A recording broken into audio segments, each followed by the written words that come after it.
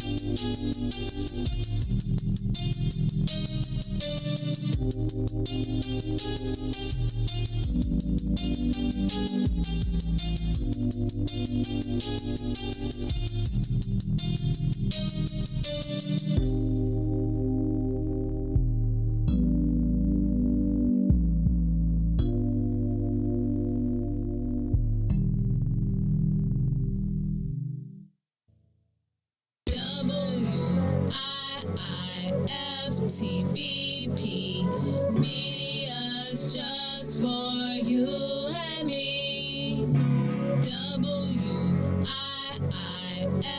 WIIFTBP Media's just for you and me.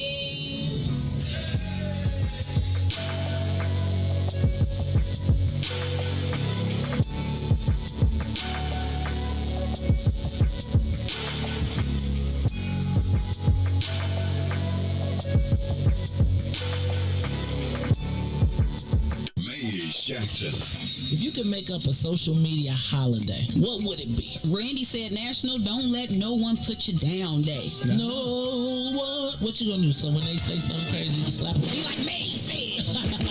Remy said a Juke-a-thon Day. Man, we about 60 years old. I be done had a heart You gotta attack. get your heart rate up. Okay, not that far. All right, Mario said my favorite one. My friends and I do what we call National Call Off from Work Day. As a business owner, I don't. You don't like that, yeah. I don't like that. Because I'm the boss of this thing. We got Marcus Garvey Day from Remy too.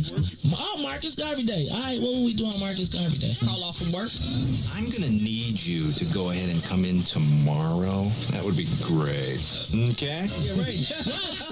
Every black holiday has something to do with calling off from work. You're cool. How about National Join a Positive Black Organization Day? Because I don't want to be recruited. I don't want to be recruited and the brothers be like, thank you. Thank you. How about National Tell White People the Truth Day? Tell them how you really feel. You can't handle the truth. Why don't we call that National Black People Get Locked Up Day? I'm going to tell them there's an African-American man threatening my life. Hello. The most dangerous show in the morning.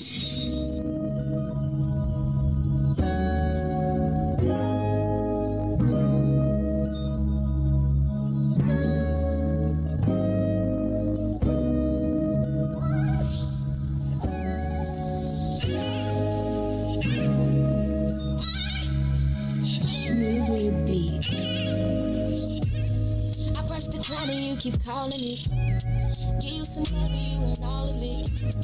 I'm out here working, nigga, get a grip. I'm just trying to touch a million. You just wanna coexist. I say you clingy and you contradict. Give you my heart, you think it's counterfeit.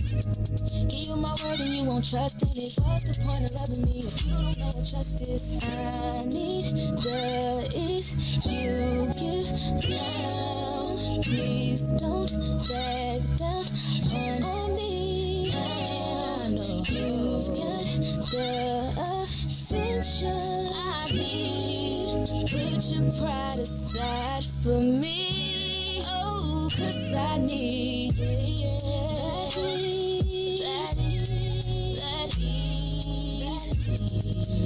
ease. Put your pride aside for me. That ease. While I'm out trying to get that ease. Know that I need that ease. Put your pride aside for me, baby. You're insecure, it's driving me crazy. I'm trying to get it and you keep on saying it on my love, it's never enough. I put up with you for too long, now I'm over it. You want affection, I need money, I'ma call it quits. That ease, that ease, that ease. Put your pride aside for me. That ease. Why am I trying to get it? That ease, that ease. Put your pride aside for me. Put it aside, put it aside, put it aside, put it aside, put it aside. Put your pride aside, put it aside. On me. Put your pride aside for me.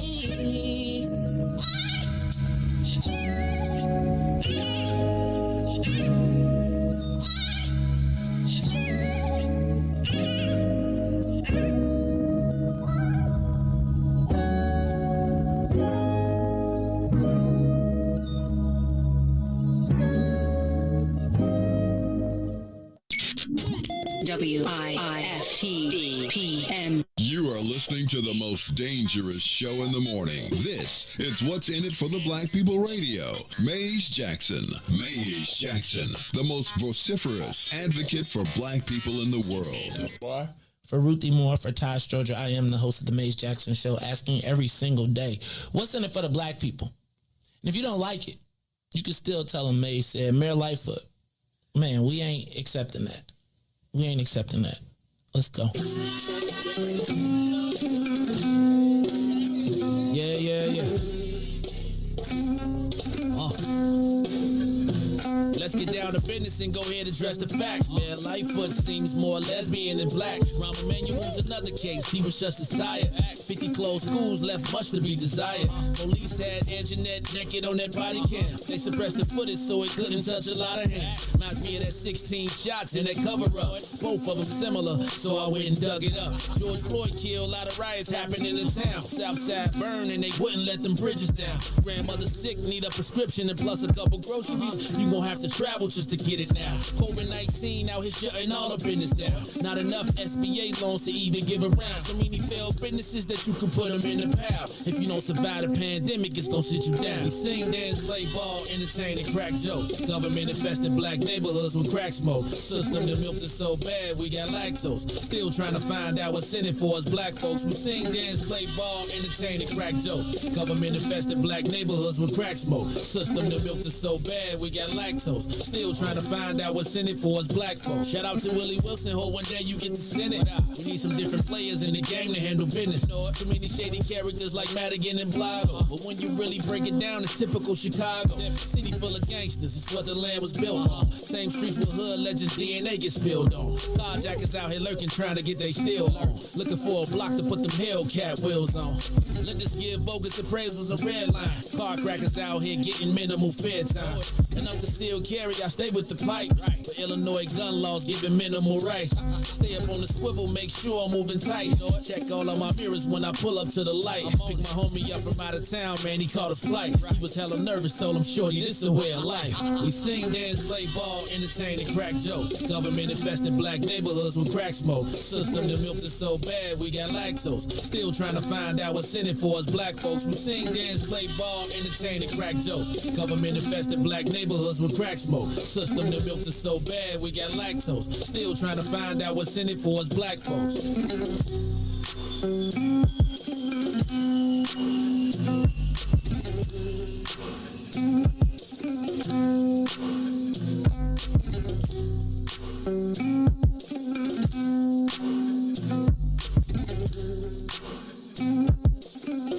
Wake up, Chicago! Wake up, world. This is the Mace Jackson Show. I'm your host, Mace Jackson, and I am actually waiting on a co-host. Actually got a co-host sitting in today on a Monday, seeing as we can't count on Todd. We just can't. Man, every time, it's Todd, you know what happens for Todd, really? He'd be lucky I'd be falling asleep early. Right? Because right when I pull out my iPad, it'd be like the charger, because I left it in my bag, the charger go away, so I'd be like, when I plug it in and wait to charge it to redo the nameplate, I fall asleep, Riis. And so when I fall asleep, I wake up and then in the morning, I'd be like, I could do it. I'd be like, I ain't got time. So he's still on the list, but I'm just telling you, Riis, I don't know how much longer he gonna hold out. I don't know. He gonna come to the telethon, man. I'm not even putting him on the bill. I'm not putting him on the bill.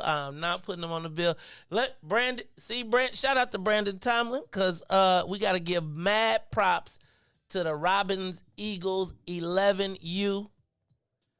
They won the state championship. Shout out to Robins, Illinois. They won the state championship, Riis. Not chip, right? Football. So football. Now they on the. Did they? You know what? Did they win in Indiana? They had to go to Indiana. I don't know if they was playing this weekend. I know that I had a meeting with the mayor. Check this out. I had a meeting with the mayor of Robbins on Friday night. No shade. And so I done put on my little clothes. I got halfway fancy. I done put on my little Ferragamos, and I got the belt combo match going on with the shoes, with the I walk in the restaurant, people like, hey, well, excuse me, sir. Who's this guy? Right. Then the mayor came in Jordans and sweats. I was like, damn it, Riis and Ruthie. Like millennial. I know you said. I said, oh, you millennials. Damn you, millennial. But damn it.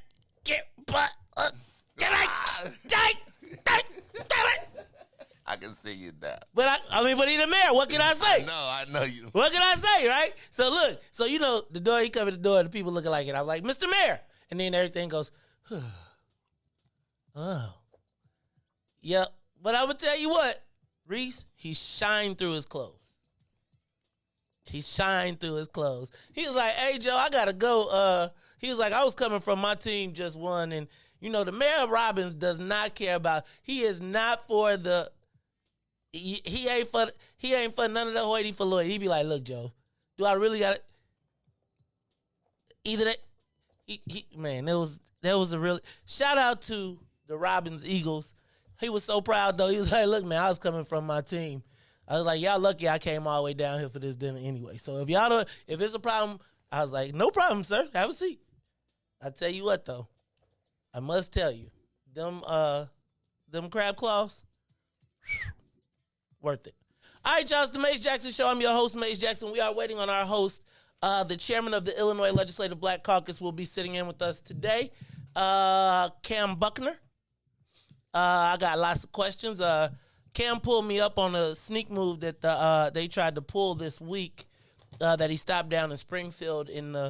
They tried to pass a couple $1 billion without letting anybody get any type of access to it, so he had to block it. He's going to tell us about that. We got to talk about a little of this video gaming and gambling and all of that good stuff. So he'll be here this morning. Riis, I got hacked. That blue check, bro. It is the blue check. Thank God for the blue check, though, because the blue check, they was like, bang, bang, bang, bang, bang. Hello, Mr. Jackson. But let me tell you, y'all was on it. I was like, why are all these people? They was like, bro, you have been hacked. Like, people was texting me. What they put? Huh? What they put? Hey, man, somebody trying to play you, man. They sent me a copy of their invite, their friend request. Like, this ain't you. First of all, I'm just letting you know, if you have no profile pic, you are suspect to me no matter what. Like, no matter what, it's like you could have been with me 10 years, you could be a 10-year troll. Right? If you don't have any type of profile, if I click on your thing and, you know that you get very little validity. I think the only person that I still even have any communication with that doesn't have a profile pic is Junior Lee. And we might have to find out about. We might have to put the people on Junior Lee. But it's the Mace Jackson Show. So Riis, we got hey, look, check this out. I was talking to Leader Buckner the other day, and he was like, "Oh, he stopped by the tailgate," and he was like, "Hey, man, you know what the problem with going on your show is? If you don't come back quick enough, people be like, oh, you don't want the smoke. Oh, you came on and Mace wore you out." And he was like, "Nah, man, I want all the smoke." So we're going to open up the phone lines. We're going to talk to the the chairman of the Illinois Legislative Black Caucus. So y'all can ask y'all some questions today, too, if you want to. But y'all know Cam is our guy. I'm just letting you know. He was the first person to take our bill down to Springfield, welcome us, and push our legislation. They rolled it all up into the thing, and so it kind of got lost. But, yes, we wanted to be distinguished as descendants of slavery in the Constitution. In the legislation. So we'll be, y'all talk to him anyway, though. All right, Joe, it's the Mace Jackson Show. But my account was hacked, Riis. Like, who? Let me tell you, you do not want to be Mace Jackson. I don't even know why you want to fake it. It's a lot of pressure. It's a lot of pressure. You just don't even want it. So if you got a friend request for me, just know that of my 4,800 and something, because I keep a little buffer in there just in case something good happened. I think I may have only sent out 100 friend requests in my entire Facebook career. Maybe 100. So if you got a friend request from me, that is not me. I'm just telling you, I didn't start a second Mace Jackson page. I didn't, so whoever is, why would somebody want to hack me though? But you know what it is, y'all, it's campaign season, right? And so as the onslaught that I was discussing the other day that makes me want to take this 6-month hiatus, that is one of the tactics, right? So there's going to be a lot of stuff that is going to start happening very, very, very quickly that you should be looking through your side eye at. Again, just know that's not me. So if you got a friend request, please delete it. Don't accept it. If you accept it, then and report it. Do not accept it, delete it, and report it, or report it, then delete it. Right? And this great, though. That's part of the blue check. They was like, why would you want to who is impersonating this famous person? I was like, yes! I should have took a picture of that. I'm famous. No, I'm just playing. All right, y'all, it's the Maze Jackson Show. I'm your host, Maze Jackson. Got my man, DJ Riis the Ruler. How about the Astro World Stampede? Travis, what's his name? Travis Scott? Travis Scott held a concert at Houston in the Astro World. It was the Astro World Festival. Apparently there was a stampede. 8 people killed. Crazy. You ever been in a stampede, Riis? I have. Never. I've been in a stampede and lost my shoe and tried to go back and get it. It was during Freaknik. And it was like, man, if anybody started running in Piedmont Park, and then it was like a shooting and people would start running. I remember I lost my shoe because, you didn't really tie your shoes up. And I had me some new shoes on. And I was like, if I don't find this shoe, I will have no shoe all weekend because I went to Freaknik literally with $20 in my pocket. I was like, I got to get that shoe. And I waited backwards against the crowd, got my shoe, and then made it out. I tied them bad boys up, though. I was like, you will not get me again. For a shoe? Yeah. No, I think the only thing that's the closest thing I've been to is a few years ago. I want to say about either 3 years ago, maybe 2 or 3 summers ago, right before the pandemic summer, the shooting on Lake Street. I was in like I was feet away, like I literally was feet away. Everybody was like running. That's the closest thing I ever had to like a stampede or something. Like everybody trying to run, cars driving everywhere, stuff like that. But yeah, no, like I never been inside of a stampede. Yeah, it's kind of crazy. I lost one of my friends was in that that E2 or something like that. Man, I was supposed to be there that night. Shout out to my man Vince Bass. Vince Bass was in the building the night it happened. I was supposed to be there. Luckily, I was Alderman Burnett's campaign manager, and I had to pick him up at 5 o'clock that morning. And I was supposed to go meet Vince at like 10. And I was like, man, I can't do it because I ain't gonna get up at 5. And I woke up to get ready. And I saw all of the people, and I had driven past it that night because I decided not to stop because it was so crowded. And I feel like the police caused that. When they locked the door because they kept all the people in and they never let the people out. But yeah, that was crazy. You had friends there, Riis? Yep. Really? I could believe that. Actually, I had friends there.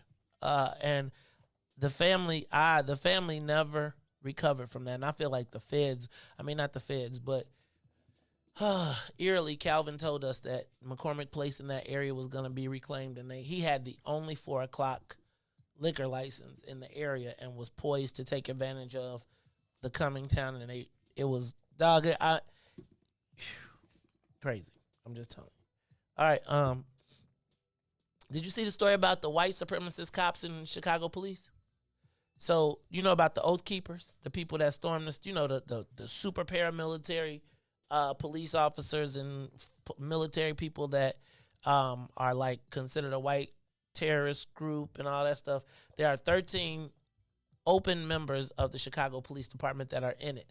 I think that one of the things we got to be, which makes me go back to those, when you ask those questions about who's doing all these, I feel like it could be potentially target practice going on in black shit. Like when you see that, and knowing that white supremacists are openly in the CPD, how does the CPD handle that? Shouldn't they just be fired immediately? And what neighborhoods do they patrol? Yeah? Kind of crazy. Shout out to everybody who attended the Treasure Hendricks protest yesterday. Say Her Name marched yesterday in front of the Federal Bureau of Investigations because Officer Charlie Bell, we want to know what happened. Shout out to Tamiko Hope, president of What's in It for the Black People, for bringing that to the forefront and to the attention. And we're going to stay on top of that story. Want to make sure we do that. Also, $17 billion coming to Illinois from the infrastructure. We're going to talk about that when we get Cam in here because I want to know what we going to get. What are we going to get as black folks? Also, Riis, did you see Being Blago this weekend? I'm just going to tell you.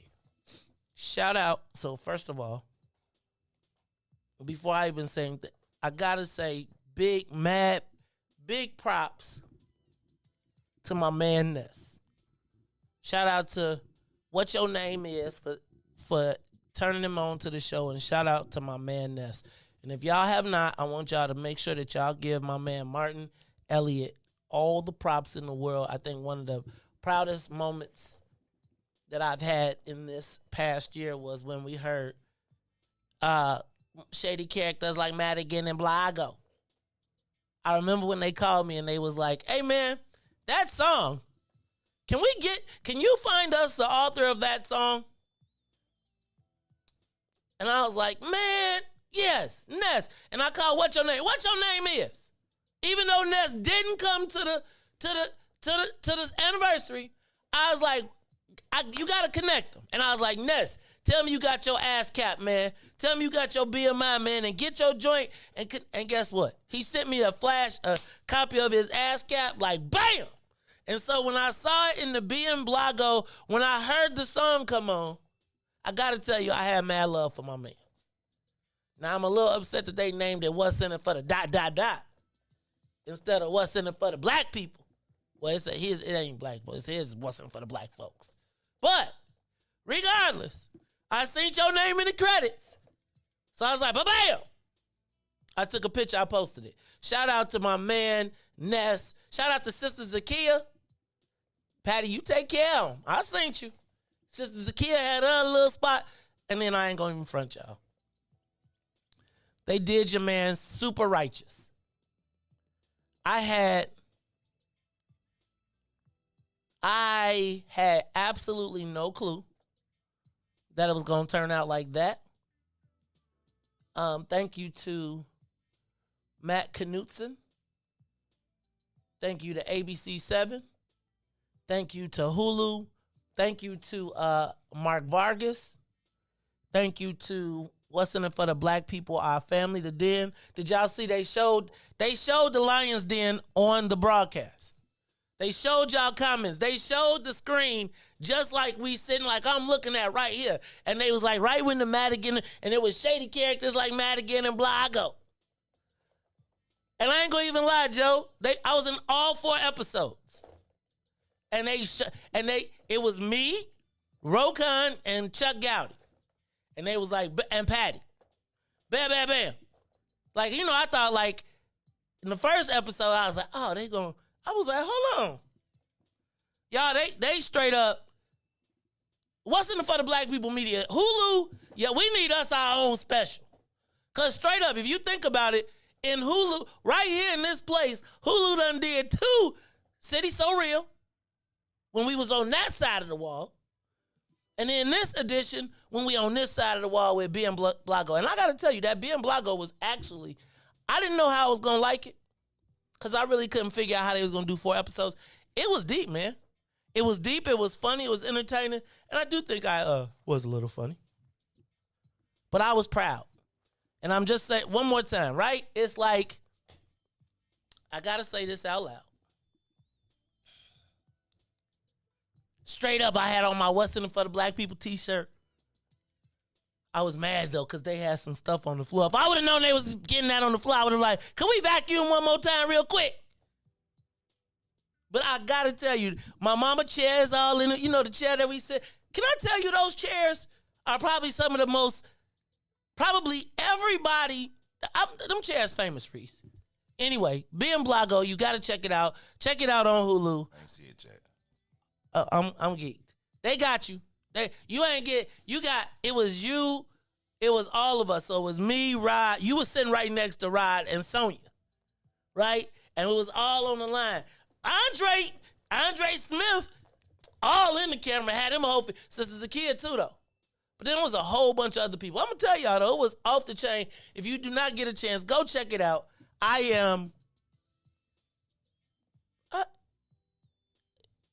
don't know. Them chairs. So Tennille, then I guess if them chairs mom bought for you that they gave to me, that you wound up giving to me, maybe we gonna make the deep freeze famous next. All right, y'all. It's the Mace Jackson Show. Let's take a quick break. And when we come back, we are going to finish some of these headlines. Then I'm going to get into the social media question of the day.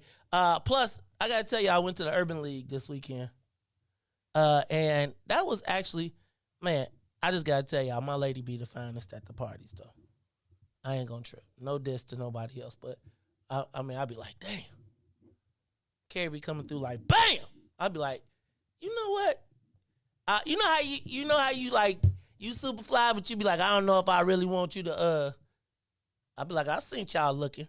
Be like, hey man, stay on that side of the room. You got, no, my brother, you got to get your own. It's the Mace Jackson Show. We'll be back after these messages. And then I'm gonna tell you about Boys to Men, cause man, you ain't see the bros. The bros representing everywhere. It was crazy on the stage. It's the Mace Jackson Show. I'll tell you about it when we come back. The Mace Jackson Show will be back after this break. WIIFTBP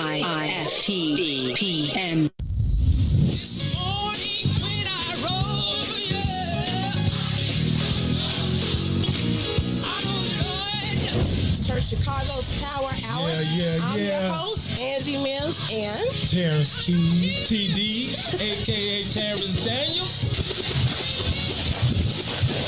I wish I had one witness in the house. You got one. You got a couple of them. Got two T's. Give me a testimony. Oh, Lord. He's did it before. Oh, Lord. I got one. Something better. I got 5 reasons. 5 reasons. Oh, Lord. He turned it around. He woke me up this morning. Oh. Don't do this. Don't do this. Go number ahead. 4, he woke me up this morning. Come on, number 3. He woke me up. Oh, Lord. He woke you up. That thing can touch you, but one of them 5s will get you. What's the second one? He woke me up. Yes, sir. Yes, sir. Oh, my God. And the number 1 reason. Number 1. Final answer. He woke me up this morning. He woke me up this morning. That's a testimony. That's a testimony.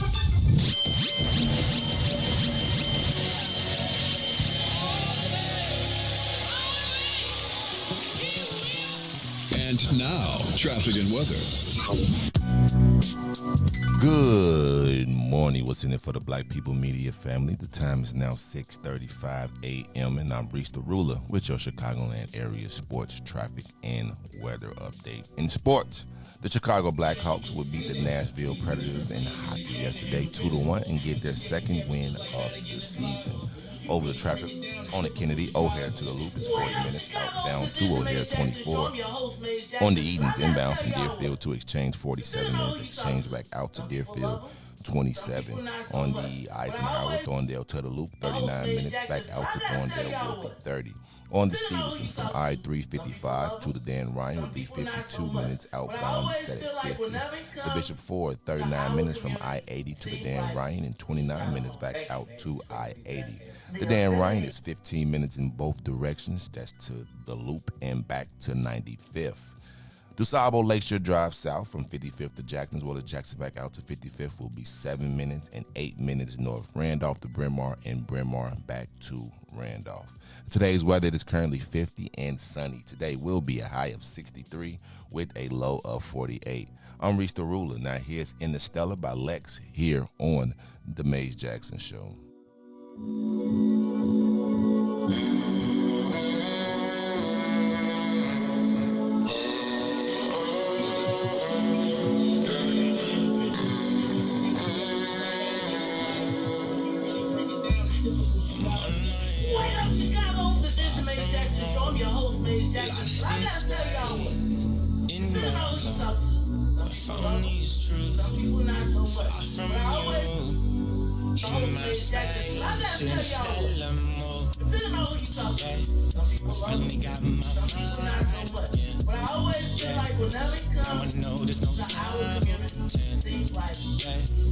Come alive in the moonlight, swimming shooting across the skies. Don't you know stars were born to fly?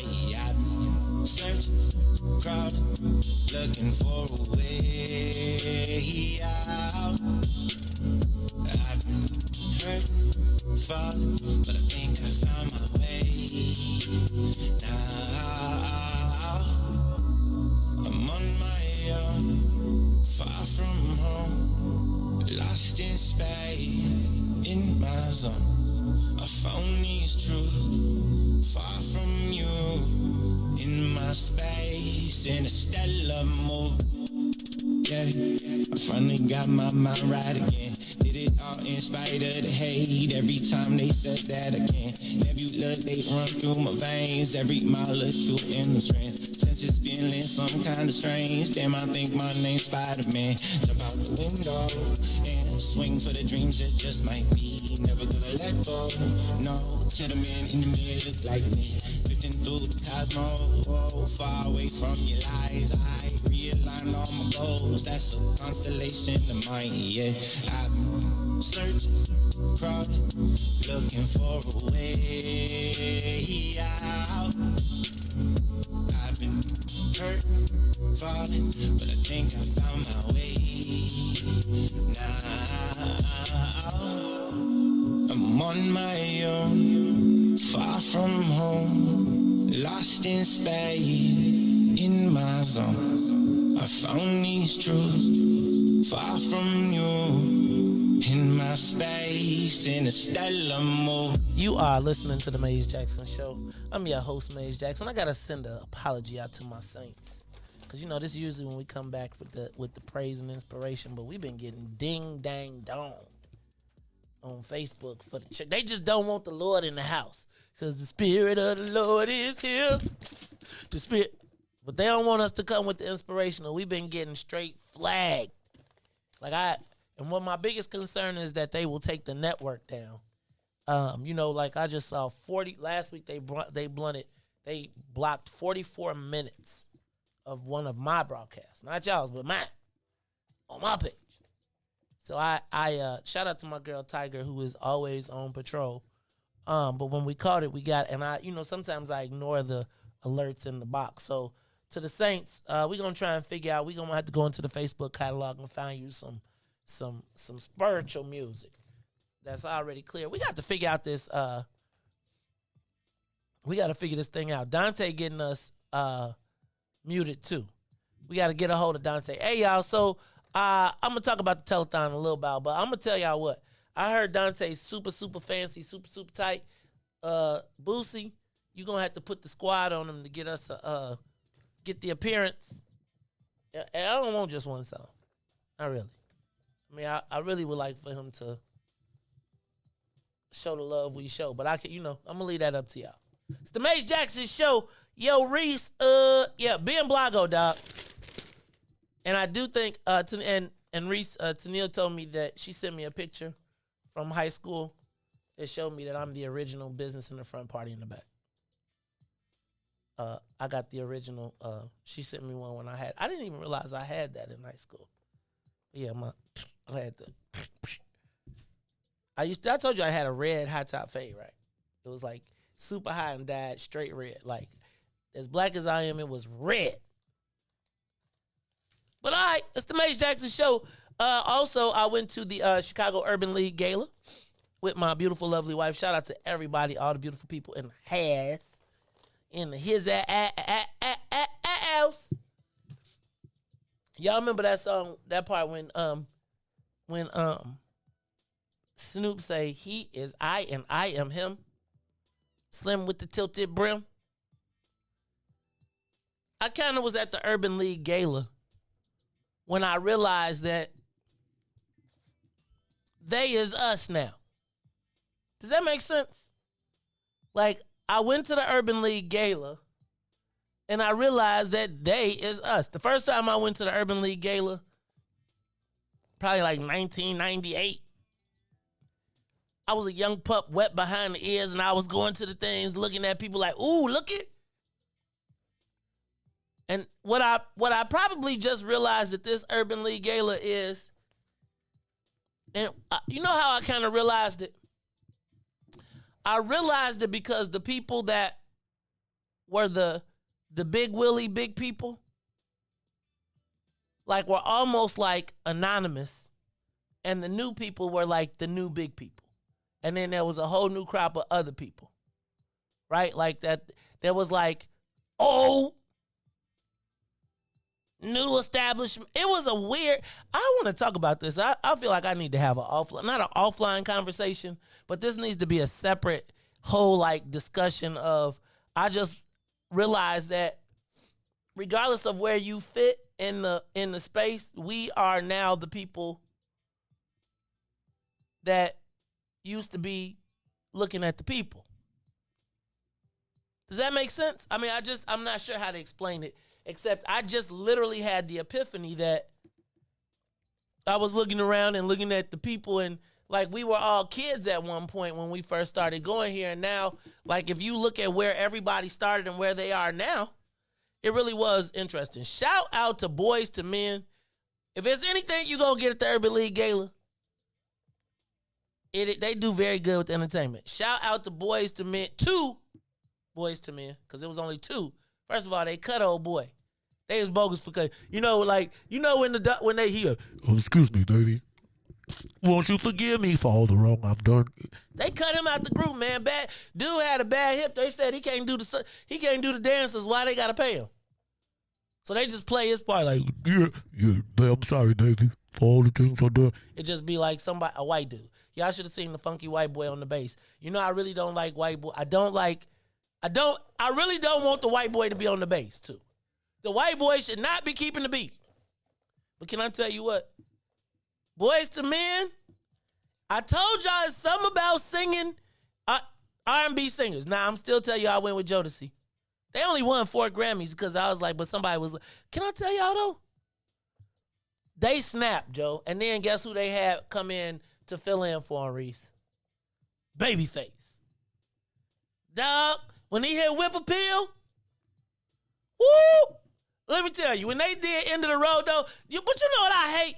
When they do the song and then they improvise so you don't get your part, right? Y'all didn't get no. You know that part when you get on the End of the Road and it be like, end of the road, and it ain't 4 of them, so it wasn't. But I'm telling you, it was off the chain, and I just need to tell y'all that it is funny to see 40-plus-year-old women sing their superstars from their era. I ain't gonna front. I sang every song, every word, and the dude next to me stopped recording them and recorded me. He was like, dog, you having your own concert right here. But I was like, every night I got to defend my love. I was like, excuse me, did you run to the front of the stage? I was like, not. You know how you be cool, Riis? And you walk up, I be like, because, this is why I don't be getting front row tickets no more. Right? Because you get the front row tickets, then dude be halfway trying to sing to your lady. You be like, hey, dog, don't get your ass snatched off that stage. It made me think of 5 Heartbeats. Remember that part? We be like, every night I got to prove my love. Made me have to prove my love. All right, y'all. It's the Maze Jackson Show. So as I came to my epiphany, Riis, that he is I and I am him. We is they and they is us. Got me to thinking about how much has Black Chicago changed in your life. So Riis, this is what I want you to do. I want you to open up the phone lines. I want to talk to the people. I want to hear the big voice, even though I did it already. Hit me with the big voice. You ready? Let's go. It's time for the social media question of the day. How has Black Chicago changed in your lifetime? Riis, I was at the Chicago Urban League Gala this weekend. When I looked around the crowd, and I realized that I have been coming to this event off and on for the last 30 years. Like, I think it kind of hit me that I was 50, right? And that I had a grandchild and all of that stuff.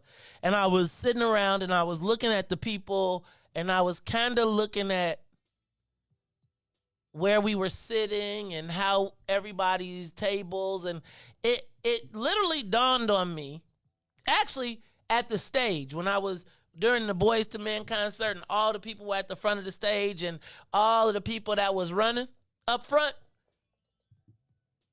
regardless of how I felt about them individually, it really made me recognize that we are now them.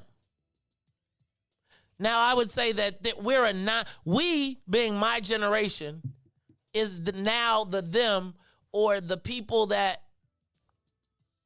we probably 20 years aspired to be.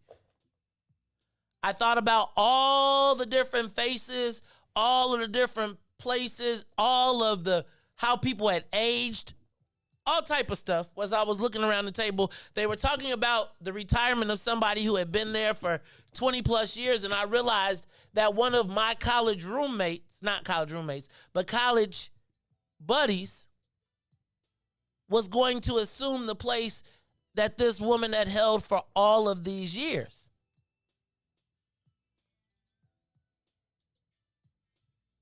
And it made me ask, are we better, or are we worse from 30 years ago? Now, that mind, not just population, but like, where are we as black people, and how has Chicago changed in your lifetime? I was thinking, and I was riding down the escalator, and I was thinking to myself,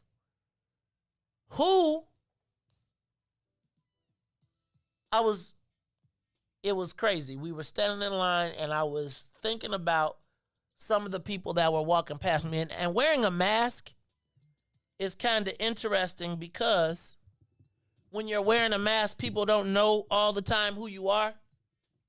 So sometimes you get the ability to hear, see, and watch things. Riis, could you let him in? You get to see, hear, and watch people, and they don't necessarily know or recognize you. And so I was watching as the people that probably 20 years ago I looked at as aspirational,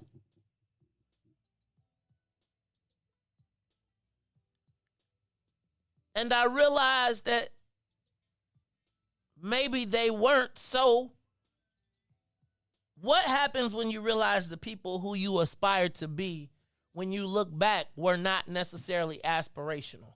Like, when I think about where we are in Chicago and what's happened to us over the last 30 years,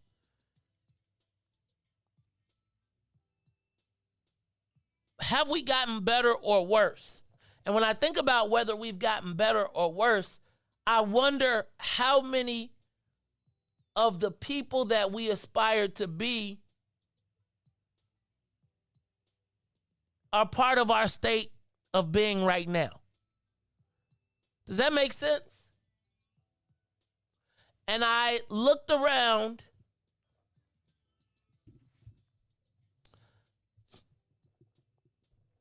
and I asked myself, how are we distinguished here?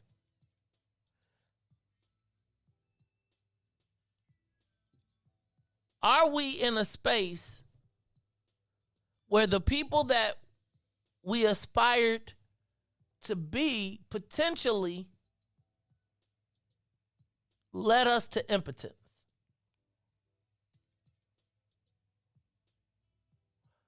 I kind of, okay, so when you look at the room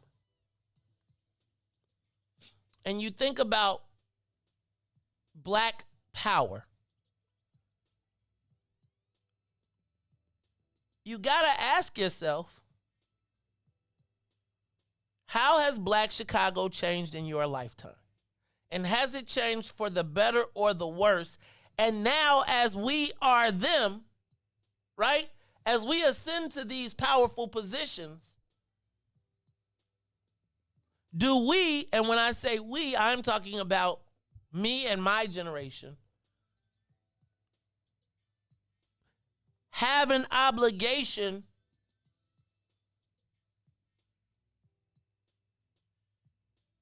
to recognize that maybe the way we did it didn't equal our best. Right? Or the way that we learned, the things that we taught, I'm always in these precarious positions where I feel like, and don't get it wrong, because like I think we should have galas. I can't wait to have a What's in It for the Black People gala. But I think I want it to be a convening of Black power people enjoying each other's presence, but the ability to move something. And I kind of felt like,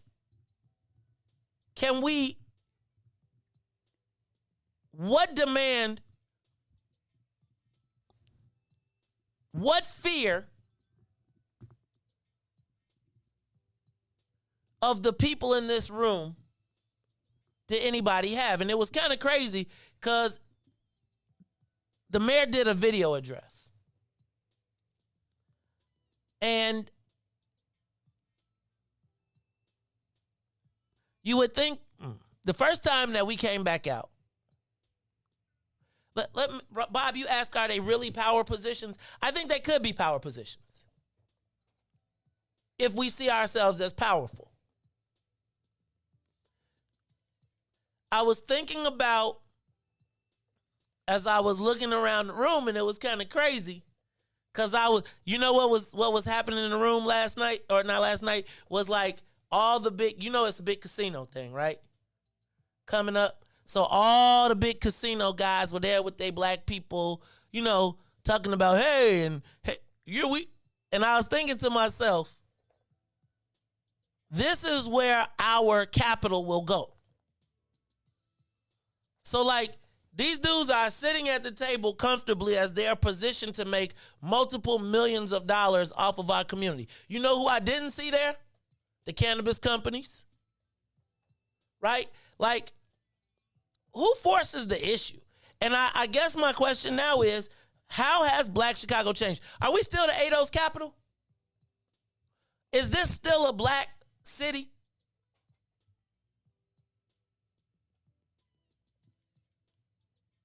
How has the city changed in 30 years? I feel like my generation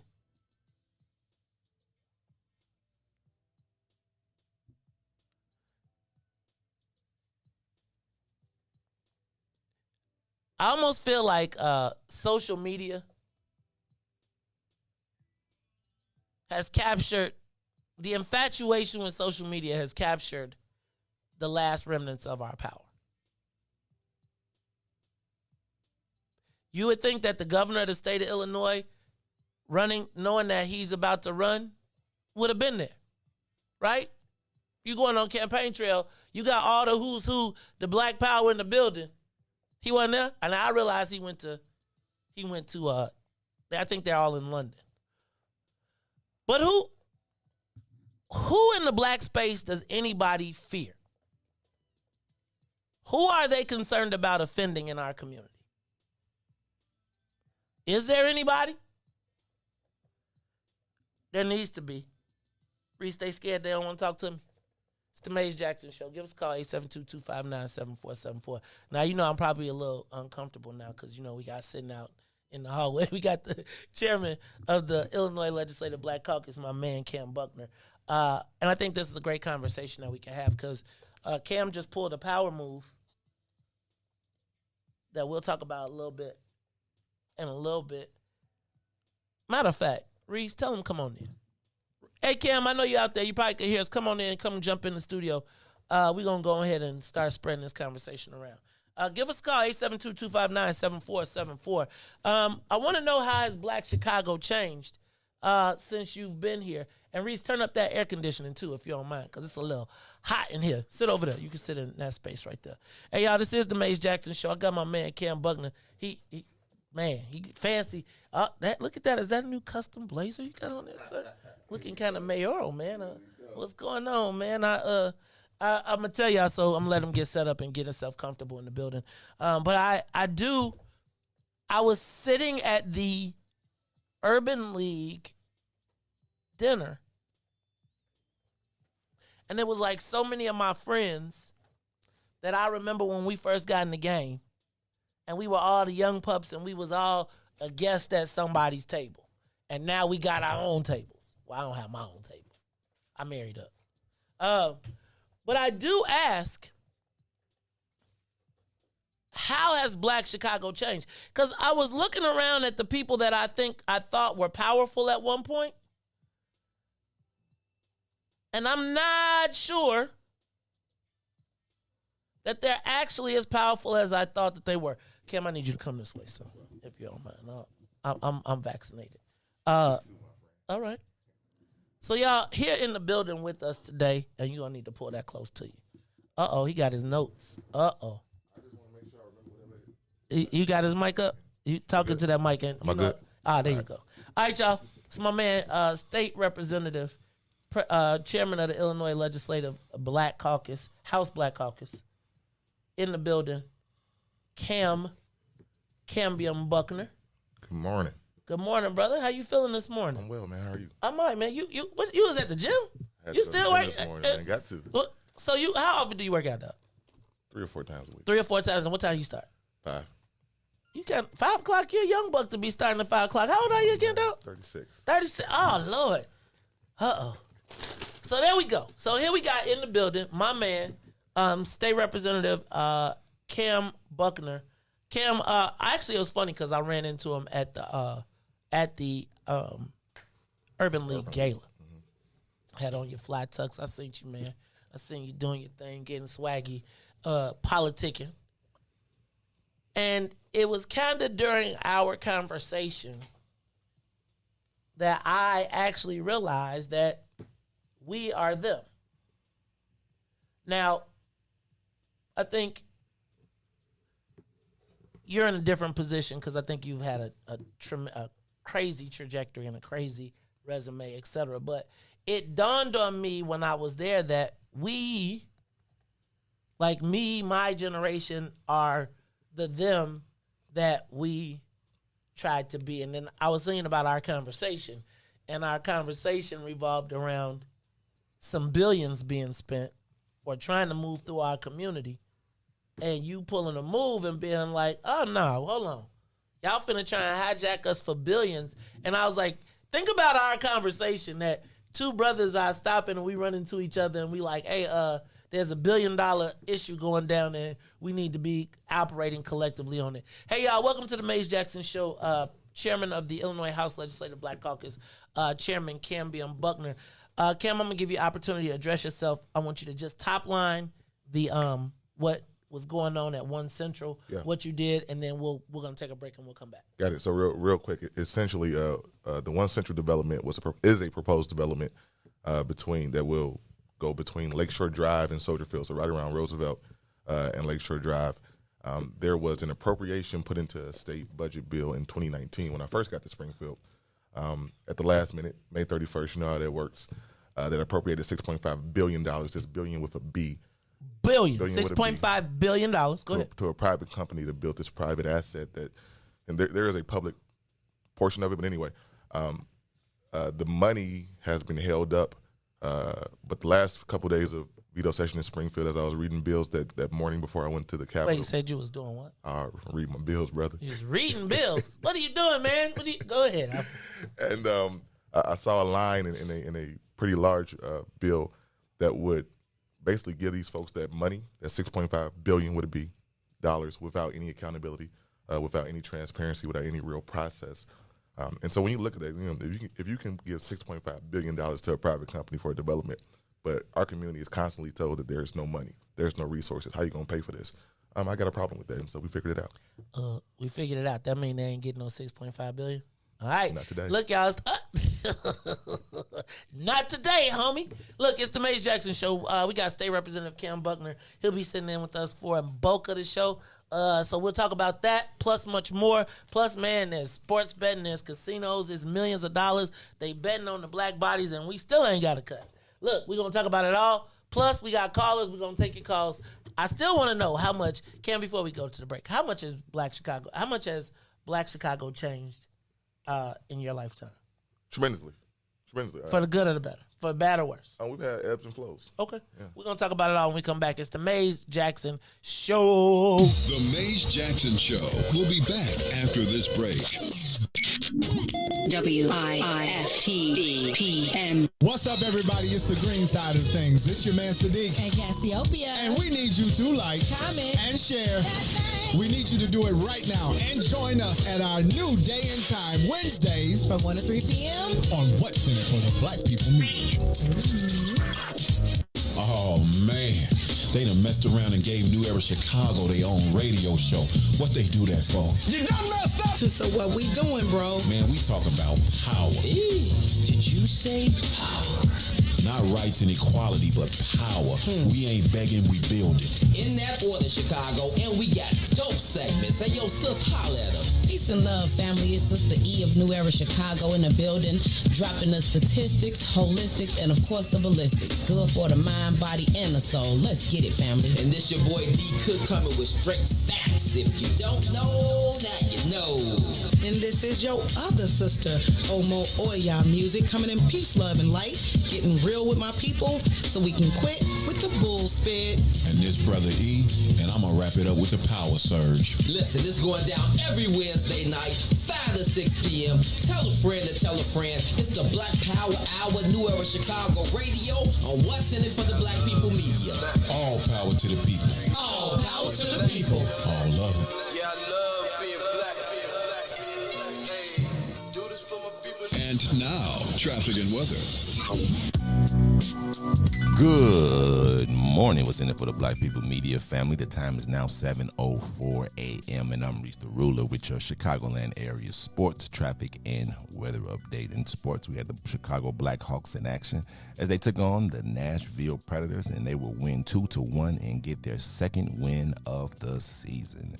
Over the traffic on the Kennedy accident, so O'Hare to the Loop is up to an hour and 10 minutes, but outbound to O'Hare will be 26 minutes. On the East, from Deerfield to Exchange is an hour and 8 minutes. Exchange back out to Deerfield will be just 30. On the Eisenhower is 51 minutes from Thorndale to the Loop, but just 36 minutes back out to Thorndale. On the Stevenson, from I-355 to the Dan Ryan is 54 minutes. Outbound is at 47.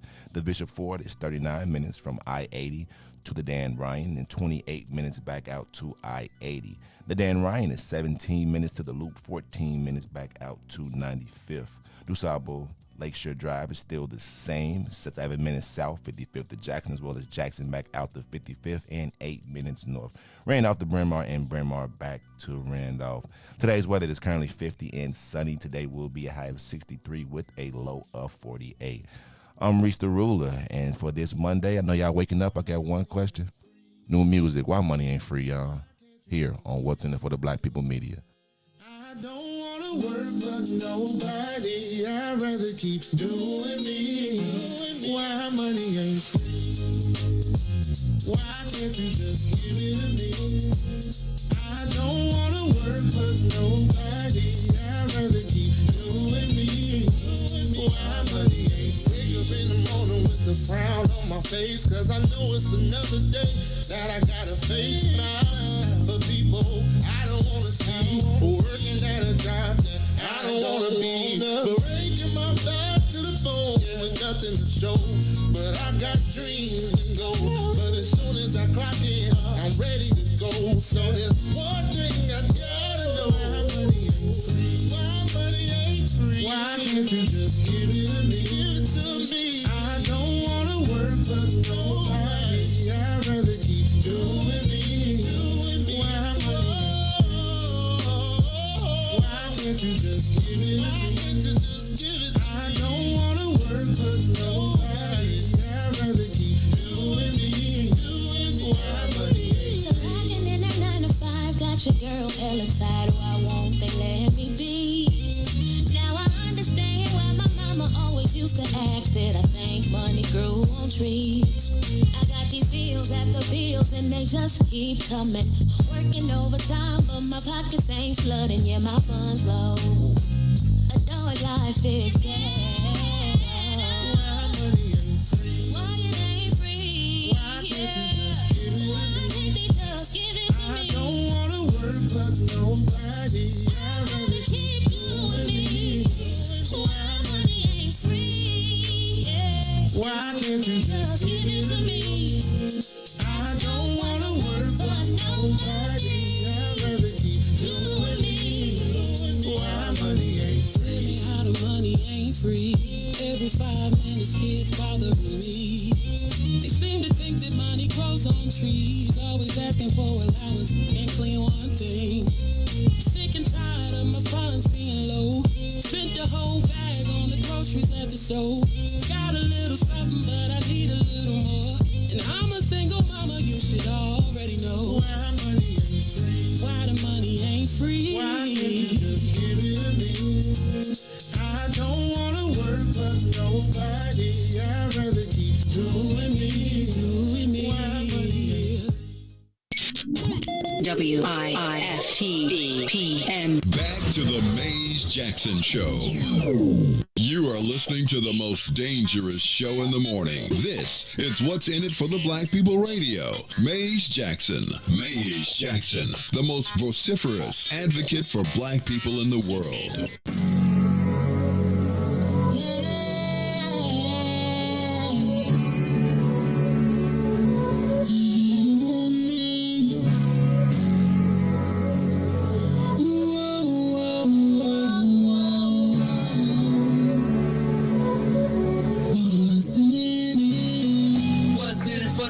people. Cause economically we are not equal. Waking up to lies, can't toast no more. I told y'all, yeah, this a dangerous show. Don't go to church if you ain't trying to help us. Don't even try to be around and can't protect us. We see the lies, not other politicians. We need money and no symbolism. It's Maze and Riis and Ruthie and Todd, explaining how we all come from God, giving us tools to beat the odds. If we united, our movement gon' stop. If they ain't trying to help us, they ain't trying to do nothing. We gotta do something, we gotta stop running. It's time to confront the problem. Really, you expect, you oppressed, it's all wrong.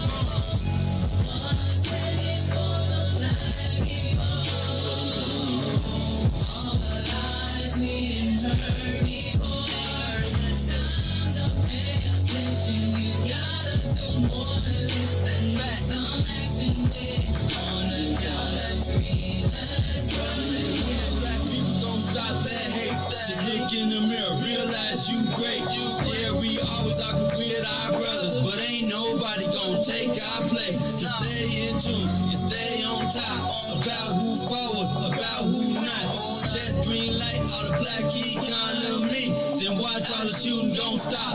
To my black people in power, just remember we put you in power. If you really wanna save all the black princesses, be Mario and I Bowser. They gave us a hard job. We gon' make it if we do it together. Divided we fall, we gotta evolve. With confidence, you are real before you started. With no confidence in the people, we always gon' be defeated.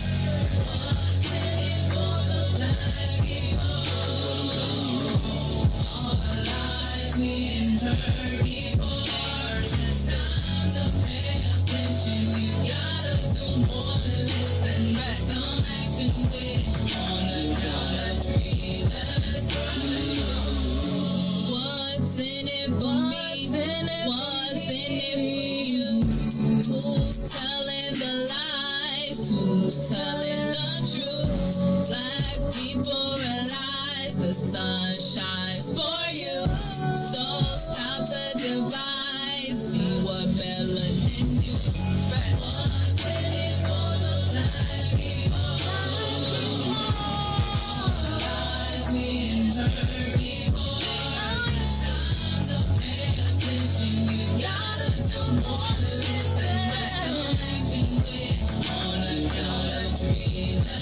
Wake up, Chicago! Wake up, world. This is the Maze Jackson Show. I'm your host, Maze Jackson. Got my man, DJ Riis the Ruler, in the building. But sitting in with me, it is the chairman of the Illinois Legislative House Black Caucus.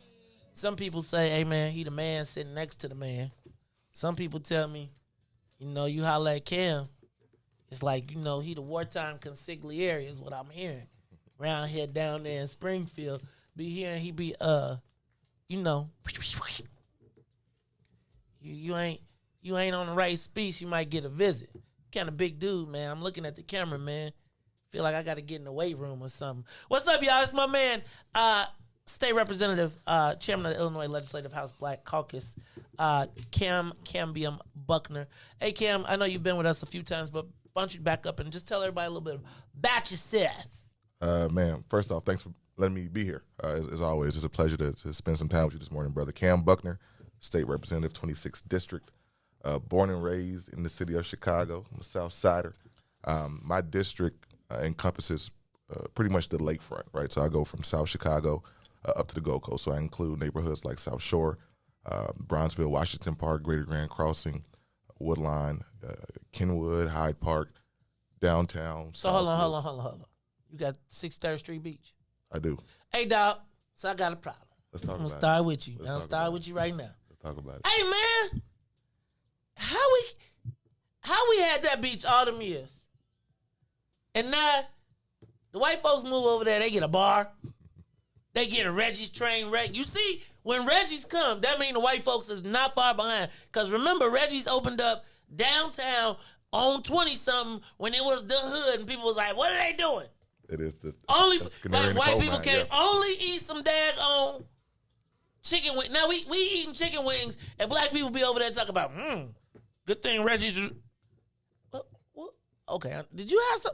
No, that is a city. Okay, situation. all right, okay. But, I'm just making sure I got it because I was gonna have a bone to pick with you. All right, so tell us a little bit more about yourself because you did say you born and raised in Chicago. Because you know, Cam, when you popped up, man, you weren't on the political scene that I knew, right? However, though, you were on the political scene. You was just on some international player type joints. So tell us a little bit about your background because you did say so. You went to MP High. Working Park High School. Proud of the South Side, man. Stain gang. The Stang. Stain gang. Okay, they was when I went to U of I, it was Whitney Young, Kenwood, Morgan Park, and Lindblom. Those were the city feeder schools. Yep. So you went to Morgan Park. You distinguished yourself as a football player there, as well as a scholar. So you went to the greatest university, in the state, ILL. the Big Ten, INI, the Big Ten University. Don't tell the speaker that. The speaker made a bad choice by going to Northwestern. It's okay though. That's okay. We're gonna hold it against him. And from there, sir, because you was a football player, U of I thought you'd be like an ambassador or something. You're a big dude. You played in a Sugar Bowl, the whole you did. How did you get in politics? And you know what? I just always was interested in finding ways to help people, honestly. Okay. Straight up. And once I got done with school, I was trying to find out what my next move was and ended up in Washington, D.C. Yeah. How'd you get to Washington, D.C., though? Random. And then, in Washington, D.C., you worked on the Hill for Dick Durbin. I did. Right? And then from there, you did what? Went to law school after that, and then after I got done with law school at DePaul, moved to New Orleans, Louisiana, where I was advisor to the mayor of New Orleans for a few years. Now, wait a minute. So, Ray Nagy, you wasn't advising dude that went to jail, were you? No, Mitch Landrieu. Mitch Landrieu. Now, Mitch Landrieu is part of the big family down there, because ain't they? It's like the Morials is the black people. That's right. And the Landrieux is the white people. That's right. And so you get down to New Orleans during what could be probably one of the most challenging times. But when I listen to you talk about it, I think you also talk about how great of an opportunity it was. Talk to me about that, because you went there right after Kanye said George Bush don't like black people. Yeah, and I think a lot of us were feeling that way, right? This was post-Katrina, where we saw the city was, most of the city was under 17 feet of water. We saw 2,500 people die. We saw mostly black folks stuck on their roofs while the federal government flew over them and did not help them. The migrants, they called them. Right, yeah. We know what happened in the Superdome and the Convention Center and in Houston. And so going down there at that time to help rebuild the city, from a governmental standpoint, it really was a lot of stuff we did there, man. I loved it. It was great work. Had the opportunity to do everything, but honestly, I felt like I was cheating on Chicago, man. I want to come back home and try to do some similar work here. Now, Cam, let me ask you, because sometimes when you talk about black folks and what happened in New Orleans, some people say that it was a opportunity for them to clean up the city. You tell me what's different. Give me a different spin on it, because a lot of times black folks don't always tell the most positive story of what happened in post-Katrina New Orleans. Well, listen, we got to call it what it is. A lot of our folks were displaced. Okay. The neighborhood that I chose to live in New Orleans, Central City, just a couple of blocks from the infamous Magnolia Projects, right, where Cash Money Records was founded. That neighborhood now. I'm No Limit, though. Well, go ahead. I am too. I'm a No Limit soldier. That's I thought I told you. Those my people. But that neighborhood now, you can't find a house for less than $400,000. And so there were things that happened, effects after Katrina that hit New Orleans, and New Orleans will never bounce back from. New Orleans had 600,000 people pre-storm. Right now it's at 360,000 people, and a way more significant, smaller amount of black folks than we had before. Sounds eerily similar to some of what I feel like is happening in Chicago. So with that in mind, I'm going to pivot because you came back to Chicago. Let me just shortcut. You were working for the Cubs. I did. You helped the Cubs get their stadium approved and all of the upgrades, correct? Yep. Right? So powerful spot. Then you went to, first of all, I think where I first heard your name was at Chicago State. Yes. Right? Because you went to Chicago State. You were on the board. You were appointed there. Were you appointed during Rounder's era? Bruce Rauner did appoint me. Yep. Crazy. You was able to take that appointment, but I think that's one of those things where Chicago State is our university, and so we have responsibility regardless of who does the appointment. We do. But then I remember hearing that your name was being mentioned as the replacement for who? Christian Mitchell. Christian Mitchell, who went into Christian went to the Pritzker administration. Went into the Pritzker. Now deputy governor. Okay, and so you took that spot. I was like, who is this dude? And I was feeling all kind of ways because I was like, I ain't never seen him. I ain't never heard of him in no politics. And now he getting the spot. And I was like, the whole system is damned. I was like, this is it. See? There's no order. There's no structure. But I'm going to be honest with you. Real talk, it's been a pleasure to have you there because that lack of structure somewhat has made you what I feel like a bit more sensitive to black issues as compared to so much party issues. Talk to me now about what it's like being in Springfield, because Cam, you know I'm here every day. I know you tune in regularly. Shout out to my girl JGB in the building too, because I know she tunes in all the time as well. I hear a lot of the white legislators be tuning in too. They just do it on YouTube because then they got a room that they put it on so nobody has to put their name up because they don't want to get called out. Mike Zalewski. Good morning, Z. But Cam, talk to me about perception versus reality, because the perception is right now we got a lot of black elected officials, and brother, I saw $250 million go out to violence prevention that the governor was bragging because he declared it a health crisis. But I'm reading, you just got through telling me about $6.5 billion that they was trying to put through for development. Talk to me about the difference in reality and perception and reality, and what is in it for the black people right now in Springfield. So Springfield has changed very quickly. The last year has been crazy, right? With the new leadership of Speaker Welch, Speaker Pro Tem Gordon Booth, and a lot JGB, Peoria's finest. Literally. Go ahead. And Derek gonna get you. Respectfully, Derek. I got Cook County's finest. I'm not tripping. It's all good. There it is. But no. So we've been able to move a lot of things in a very short amount of time, right? Whether it was the Black Caucus pillars or more movement on hopefully creating the equity in the space that the new burgeoning industries. And I know we're going to talk about that a little bit. Well, hold on, because I say equity mean making white folks rich. So I get a little nervous when people talk about equity. So we're gonna talk about that. We can coin a better term, but okay, and I'm good with that. But the truth of the matter is that we, in many spaces, we're continuing to be told that there are no resources there for our issues for our community, and folks have wanted people who look like us to take a vow of poverty, and that's not okay. We've got to find a way to be a part of the economics, make sure that we're inserted into the commerce, because as things around us move, we cannot continue to stay stagnant, right? And so I think that is the passion and the work that we're trying to do in this General Assembly, and the work that we'll continue to work through. All right, that is my man Cam Buckner. Cam, Representative, what would you say the most significant accomplishment for the Black Caucus was this last General Assembly? So far the pillars were huge, right? The 4 pillars: criminal justice reform, education reform, healthcare reform, and economic reform. Right? We talk a lot of times about creating a Marshall Plan for the Black community. Okay. But we have not had the language and the legislation to actually go with that. But now that we have that done, right? This is not the end of it; it's the beginning. Now that the stuff is law, right? And everybody around the country has looked at us and applauded us for this. Now we got to make sure that this is actually affecting our communities in the way it's supposed to.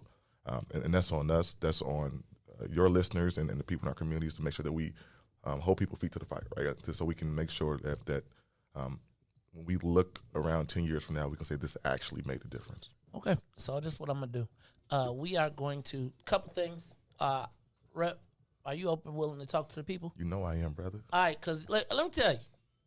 First of all, I'll tell you that in Springfield, the first person to welcome us to Springfield unabashedly as his guest and almost got to pay for our lunch was State Representative Buckner. When there was a time when I was not really, quote-unquote, welcome, even during the Madigan era, Representative Buckner welcomed us down, took our bill, filed our bill, worked on it, and even got it wrapped into the pillars. It's not really talked about a lot, but it is there. I ain't got no taller chair. Dude is just big. I mean, he's just big. I'm not even going to lie. He's big. Right? He was, what was you, a starting what? Defensive tackle? Yeah. What? He was a starting defensive tackle in the Big Ten, Joe. Right? There's not much more I could do. Right? I wore a hoodie today to be bulky. It just didn't work, okay? I'm sorry. Anyway, Representative Buckner, I feel like we get caught in this social service loop. We just allocated. I saw the governor proudly announcing that violence was a public health crisis and they were committing $250 million to violence prevention, which essentially to me, I want to say buys the silence, but essentially stifles any of the people who would probably be oppositional during this election cycle, would probably be competing for grants at the same time, so probably not raising many issues. The governor, I'm still feeling a certain way about this cannabis thing that seems to have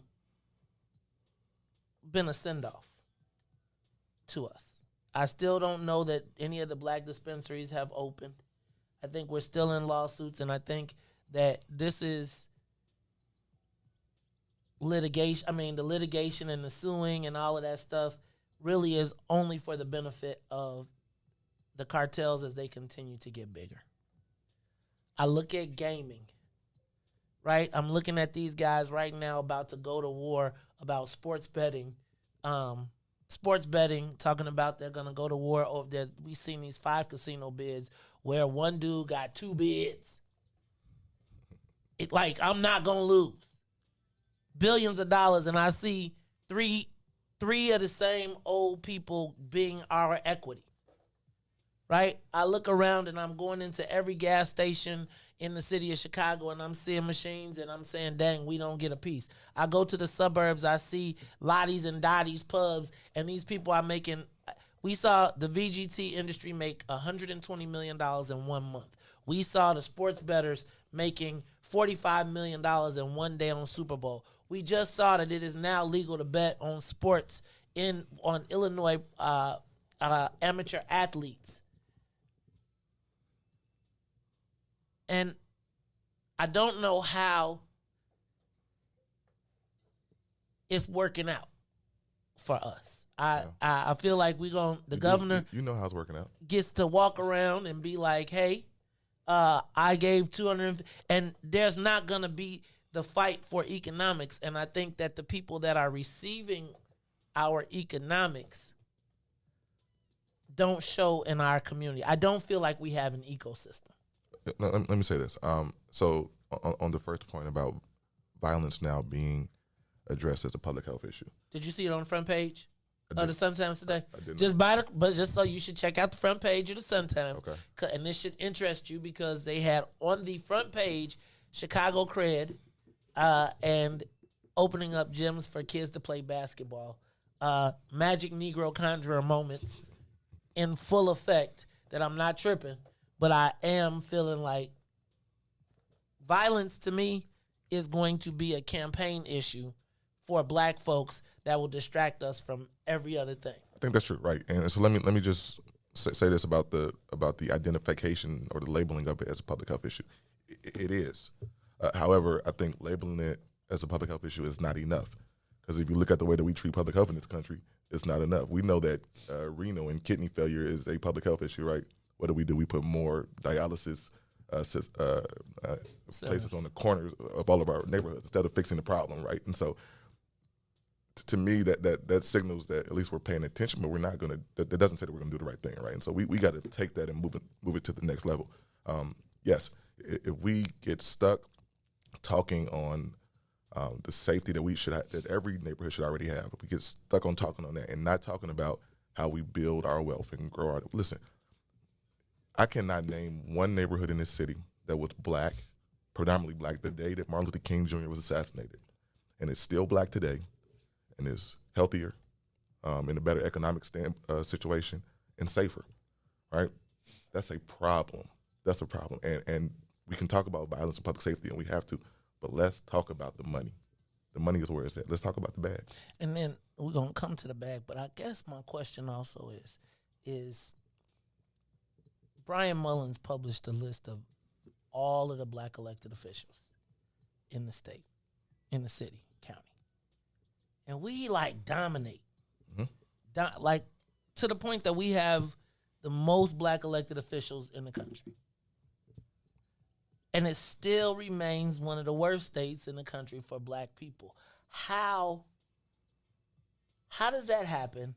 And how is it going to change, especially in the face of what is happening with the raising of the Latino community?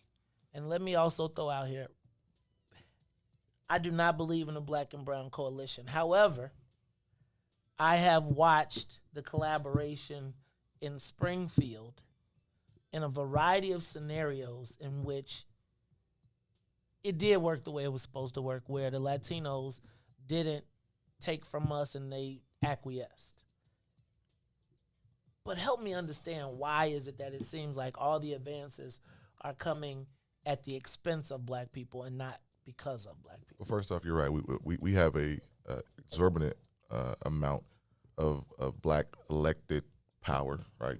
Put power in air quotes, in this state. And we have not, for the most part, I think, moved in a way that is beneficial, right? Having power and then having to ask to use it is not having power at all, right? And so we have to now find a way to say, listen, this is what we need. Now this is what we need. This is what we demand, right? And nothing else moves unless we do that. And I think that that mindset has changed in many forms, in many fashions. But we should be embarrassed. This is the cradle of black politics in this country, right? This is Oscar the Priest. This is the Barack Obama. This is Carol Moseley Brown. This is Jesse Jackson, right? This is Chicago. It's black political mecca. We got to respect that history and then take it to the next level. And so I'm not satisfied with where we are right now. I'm not satisfied with the way we got here. But if we know what the problem is, we can try to figure out a way to fix it. All right, and then let me just ask, did you see the quote last week from Victor Riis in the paper where he said that, and this was on the city map, but I feel like it's a mentality where he basically, and I couldn't believe it was said just out there like that, like, we're going to give the black people what they need, not what they want. I did not see that. And I just felt like, how do you get to talk like that? How does everybody get to feel like they get, like, I don't know how, if I'm a lobbyist, I get to talk like that. Because if I said something like that, y'all still punishing me for saying what's in it for the black people. My mama said, people only treat you the way you allow yourself to be treated. Austin Mays Jackson Show. We're going to take a quick break, and we'll be back. Yeah, I see, Carl. What's the matter, Riis? You looking a little confused. Wake up! Been on hold for like 30 minutes. Oh, come on, caller. Take the call. Caller, you on the Maze Jackson show. Caller. Good morning, Maze. See that, Sister Zakia? Sister Zakia famous. She want her fame. What's up, famous Sister Zakia? I saw you all up in. Let me tell you, Janessa texted me and said, "Oh, I love Sister Zakia because she did her thing." And the blogger, Patty, you take care of him, okay? I seen you. Hey, what was I doing? I got an old TV, and I just bought a new one so I can get Hulu, so I got to see it. But quickly, because I know you got a guest. You got my state rep on there. Good morning, state rep Buckner. Good morning, Sister Zakia. How you doing? I'm doing fine. This is Sister Zakia Muhammad down here in Woodland Park, and I am a supporter of yours, and I just want you to know that I signed up to volunteer in your office, but when COVID-19 hit, I went on lockdown. Okay? I appreciate it. Now, here's the question you asked, Riis, and I want to quickly answer it. The Chicago condition got worse. I didn't know you were going to get the guests on, but I would just like to say the condition has got worse. You said, how has it changed? It's gotten worse because others are gaining and we're losing. And I can say this because I've been out there and I see the change over the years. And when you talk about the Urban League and the people now, the people then are not the people now. The younger generation is on the set. You got to remember, the years have been passing, my brother, and time don't stand still. But my take on the Urban League, I just have to keep it real. Because when we were out there fighting the system of racism and white supremacy, Urban Leaguers were the bougies who were all wrapped up in the system of racism and white supremacy. You know, they had businesses and jobs, and they had to support daily and have all of this and that. But I and other radical activists, we were fighting the same system that they were supporting. So we wasn't all hung up on the Urban League, whatever. And we didn't care nothing about their big to-dos.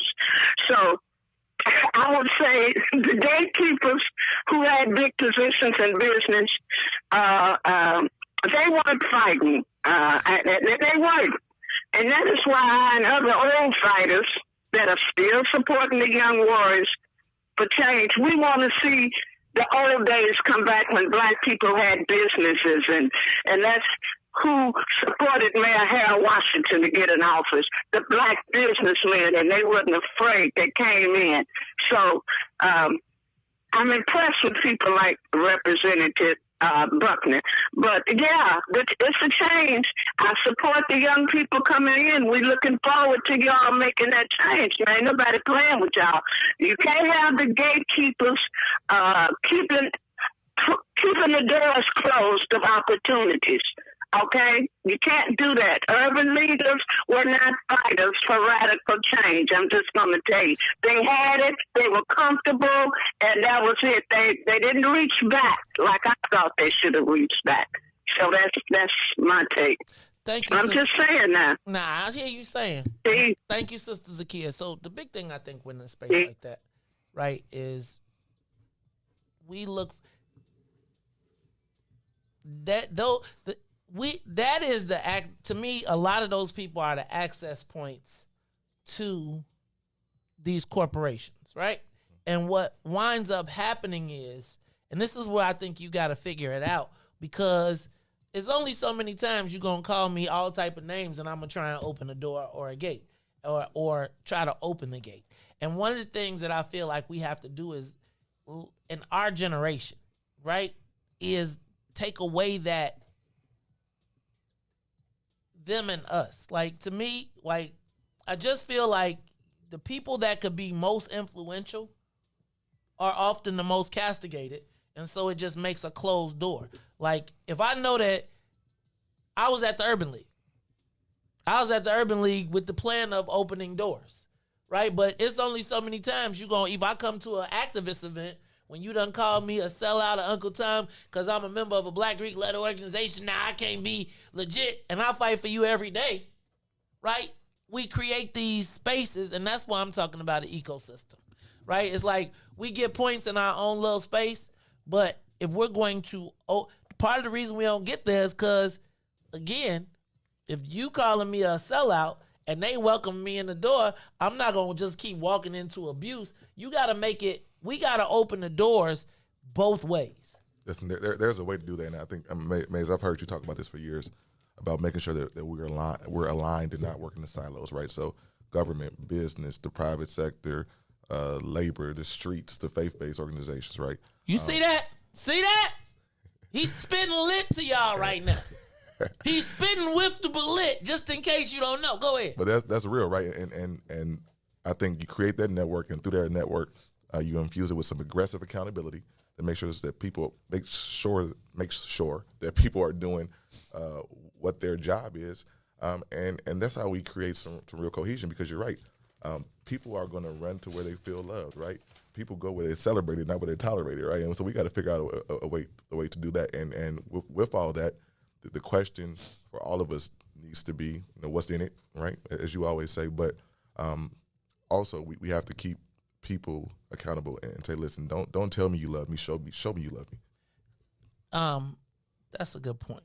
Can I tell y'all something? Can I tell you who I think has done an excellent job of this? People gonna get mad at me, but I'm gonna say they've done a very good job of doing that is Aclivis, right? So in the space of violence prevention, right, recognizing that the pool existed, they got in the pool and expanded it and now are fiscally dispensing grants to the right places. Now, you might not say right. Cam, do me a favor. They said you couldn't finish what's in it for the black people. Go ahead, give it to them. What's in it for the black? Listen, y'all. What's in it for the black people? If I knew it in a different language, I'd say it there too. But I couldn't finish. I'm telling you, he's spitting lit, y'all. Y'all got the, when you be going, so brothers understand this, right? Sometimes when people, you got to hear me talking to you without me, right? You can hear it without always, so y'all got to hit a lit. Anyway, so Cam, let's do this. When we come back, I want to talk about this map, right? And what happened in Springfield in the map, because I feel like it was the first time that I saw the black and brown sort coalition that I hate to say actually work, because where there was an anticipated fight between the blacks and the Latinos, because we had always seen the white people never lose. We're going to make the black people fight the Latinos. Y'all changed it up a little bit. And, this congressional map was a little different. A little different this time. This is, look at that. Shout out to my man, Ty. My man Tyrone. Man, me and Tyrone had breakfast yesterday. I told him, if y'all keep letting him come on here and rap, and I don't get a chance to rap. Get some beat.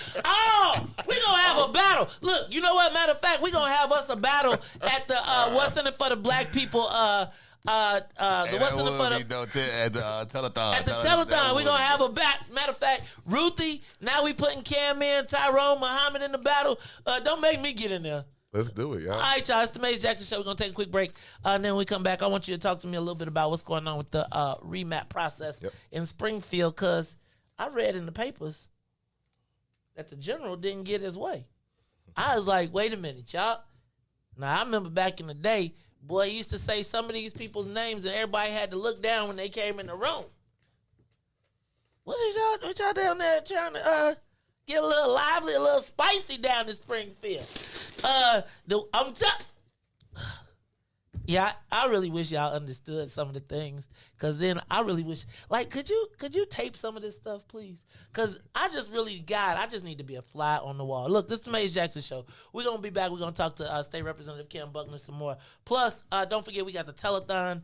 Everybody that is listening, give us a call. If you got a question for the chairman of the Illinois Legislative Black Caucus, give us a call, 872-259-7474. He said, I ain't scared of you, I ain't scared of you, We're going to take that call. We're going to open up the phone lines. We ain't never scared. It's the Maze Jackson Show. We'll be right back. The Maze Jackson Show. We'll be back after this break. WIIFTBP Shop at Black-owned and operated Solo Beauty, where you are appreciated and respected.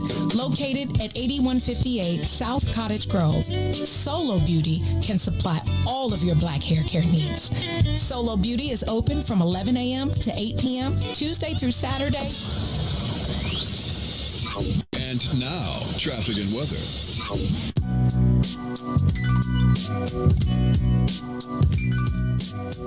Good morning. What's in it for the Black People Media? The time is now 7:43 a.m. and I'm Reese the Ruler with your Chicagoland area sports traffic and weather update. In sports, the Chicago Blackhawks beat the Nashville Predators 2-1 and get their second win of the season. Don't forget tonight, y'all, in the NFL Monday Night Football, the Chicago Bears will be taking on the Pittsburgh Steelers tonight. Looking to go to 4-5 on ESPN at 7:15 tonight. Let's go Bear Down. Over the traffic on the Kennedy O'Hare to the Loop is up to an hour and a half. Outbound to O'Hare is just 32 minutes. On the Edens, Deerfield to Exchange is 1 hour and 20 minutes. Exchange back out to Deerfield is 40 minutes. On the Eisenhower, 75 minutes from Thorndale to the Loop.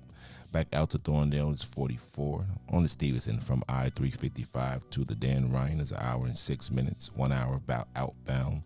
The Bishop Ford from I-80 to the Dan Ryan is 44 minutes, 34 minutes back out to I-80.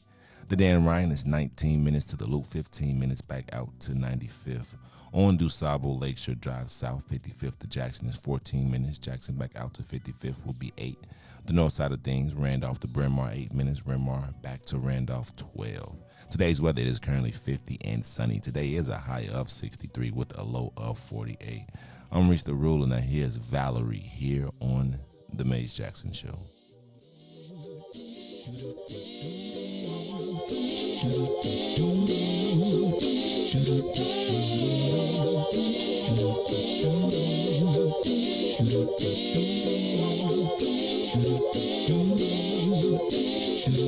Well, sometimes I go out by myself and I look across the water.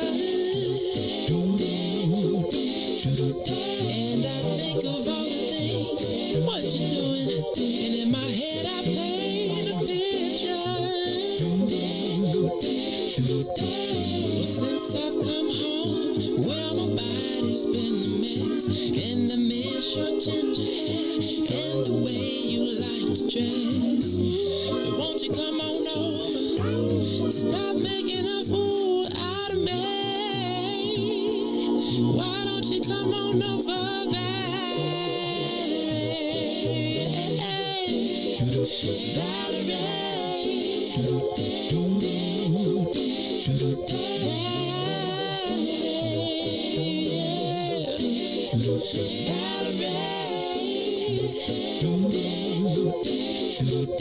Did you have to go to jail? Put your house on up for sale. Did you get a good lawyer? I hope you didn't catch a tan. I hope you find the right man who'll fix it for you. And are you shopping anywhere? Change the color of your hair. Are you busy? And did you have to pay that fine that you've been dodging all the time? Are you still dizzy? Since I come home, well, my body's been a mess, and I miss your ginger hair and the way you like to dress. Won't you come on over? Oh, stop making a fool out of me. Why don't you come on over there?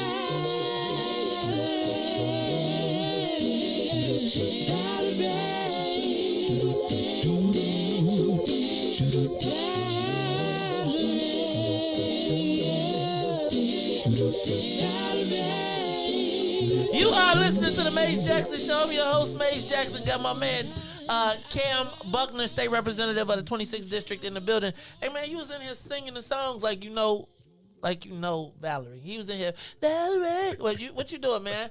You know what you know about Sam Trump, though? Man, Sam do the thing, brother. That's a cut. All right. All right, so you yeah. I'm gonna tell you, Representative Buckner be texting me when he up in the morning sometimes. I'd be like, he'd be like, man, he be responding to stuff. I'm like, what you doing? He'd be like, I listen to the show. Regular listening to the show. He said y'all tried to call him out one day. He said, man, the problem with going on your show is people be walking up to me, we ain't seen you on the Maze Jackson show. You must be scared of the smoke. Never. Well, you got the phone lines lit up, so let's do this. Let's open up the phone line. Let's go to the phones. Callers, you got State Representative Cam Buckner. Caller, you on the Maze Jackson show? Shalom. That's Brother Bob. Israel. Look at that. He knew your name up front. Hey, Israel. man. Go ahead. Man, I know I was going to tell you, man, that's one of the down the state reps, that long chair we got down there. Because, man, some $1 billion was trying to move around in Will County. And Europeans say, man, do you know Cam? Cam stood up like a soldier. So I say, salute to Kid Muhammad, you got the best state rep down there. That's all I say. You know, I don't hold nobody up. I know you don't. This man standing up for exactly. So, white boy even tried to sneak and have a meeting with him. He's like, wait a minute, Bob. He tried to pull the fast. The man trying to meet with me without you. I'm going to leave that right there. Hey, man, I'm going to tell you what. When I get to Springfield, I know I could call Representative Buckner, and I know that I got, he was a defensive tackle, but I know he my left tackle. When I get down to Springfield, we know that if something needs to get moved, if we got to push, he is not scared to push. He is not scared to put his weight around. And that's based on this screen, he got a lot of it. I want to throw something else out there for you, Chairman Buckner, they call him. Blue Cross Blue Shield out of order, and your boy, one of your Morgan Park guys, is the CEO of it. So we'll sit down and talk about that after we get over this other hurdle. All right, let's talk about it. All right, man. Let me tell you. Thank you, Israel. You know, Cam has never run from the challenge of WIIFTBP, and as a matter of fact, when we needed somebody to carry the ball, he said, hand it off to me, and he took it down to Springfield. You know, even when stuff was happening and we didn't really see it because there was so much confusion, I looked up in the pillars, and there was our legislation wrapped right up in it. Sometimes you don't do it. You don't. Sometimes you're not you don't get to shoot the game-winning shot, right? But it's all those shots that go in that make it up to the win. Let's go to the next caller. Caller, you're on the Maze Jackson show. What's up, Maze? Hey, listen, Maze, I'm just telling you this, man. Hey, look, the battle. Look, he done called up. Look, this ain't the Breakfast Club. What y'all thought this was? Y'all trying to do Funkmaster Flex? Y'all trying to get a battle going on with Riis? Give me a beat. You know what? Find me a beat. So while Tyrone getting ready to do his 10-minute soliloquy, get your rhyme ready and be ready, Representative Buckner. Go ahead. Hey, man, listen, man. Hey, man, don't get Cam involved in this smoke, man. He ain't ready for this smoke, man. Look, he got to keep legislating, man. His sword is not sharp for these people. So he got to go on here and keep doing what he's doing. You bring him in the lines, then, man, he going to get it. Come on, man. Listen. Go ahead. So I appreciate you, the media today, a rep. We had a lot of great conversation around policies and legislation. So, Maze, I'm presenting a few ideas and legislation too that I want to sit with Cam, Rep Cam, the craft that's put the ex-cons in our community back in a level of wholeness, man. Once the reentry has happened, right? So we haven't really focused on that. I haven't seen legislation real get at wholeness because often we sit in these cell houses and sit in these prison cells for decades, and then you release these men back into society with no check and balance, no real mental health treatment, therapy, or even economic opportunity to get back on their feet to amalgamate back into society. So when you think of that, that's part of the problem we have. The recidivism rate is so high, and on top of that, it should be a human thing to allow a man to regain his footing and his stance back into society. And with that being said, the cannabis issue, it is inhumane, immoral, and evil for industry to incarcerate black men, and we build the state of Illinois prison system off of cannabis, and the very bodies that they have used to build that industry, whether it's incarcerating us and now building a market that is cannabis up, we have no equity as formerly incarcerated person who established that market. Right or wrong, it's only white men benefit from this process. And it's unfortunate that in order for that to happen, our black officials, our legislators had to let that go through without really providing any true social equity to our communities first. So I want to stay on the line and just hear the rep in case he has something he want to ask me. But man, bro, thank you for the opportunity. You see how Todd be like, hold on, you said I got 10 minutes. I did not say you had 10 minutes. Todd like I'm taking calls, right? Todd like open up the phone lines. In case y'all got something to ask me. Thank you, Todd. Go ahead, Rep. Listen, respond. Tyrone, love you, brother, man, and thank you for staying, focused on the things that matter. A lot of the conversations that he and I had yesterday morning when we got a chance to sit down and chop it up was about reentry and making sure that we put our people in the best, most advantageous positions to move forward and to not go back into the system, right, and give them the actual tools that they need and not set them up for failure, right. And so we've got to do better work on that. On the economic side, once again, we are creating new industries in this state, whether it's cannabis, whether it's gaming, whether it's wind and solar energy, and black folks need to be a part of the economic conversation. On cannabis, we can't just talk about expungements. Let's talk about economics. We can't just get expunged while other folks get rich. And that's something that obviously I've been very critical about where we went wrong in the initial legislation. There have been some fixes that have come to the forefront since then, but we got to keep doing work. We're not done yet. Where's the governor in all of this?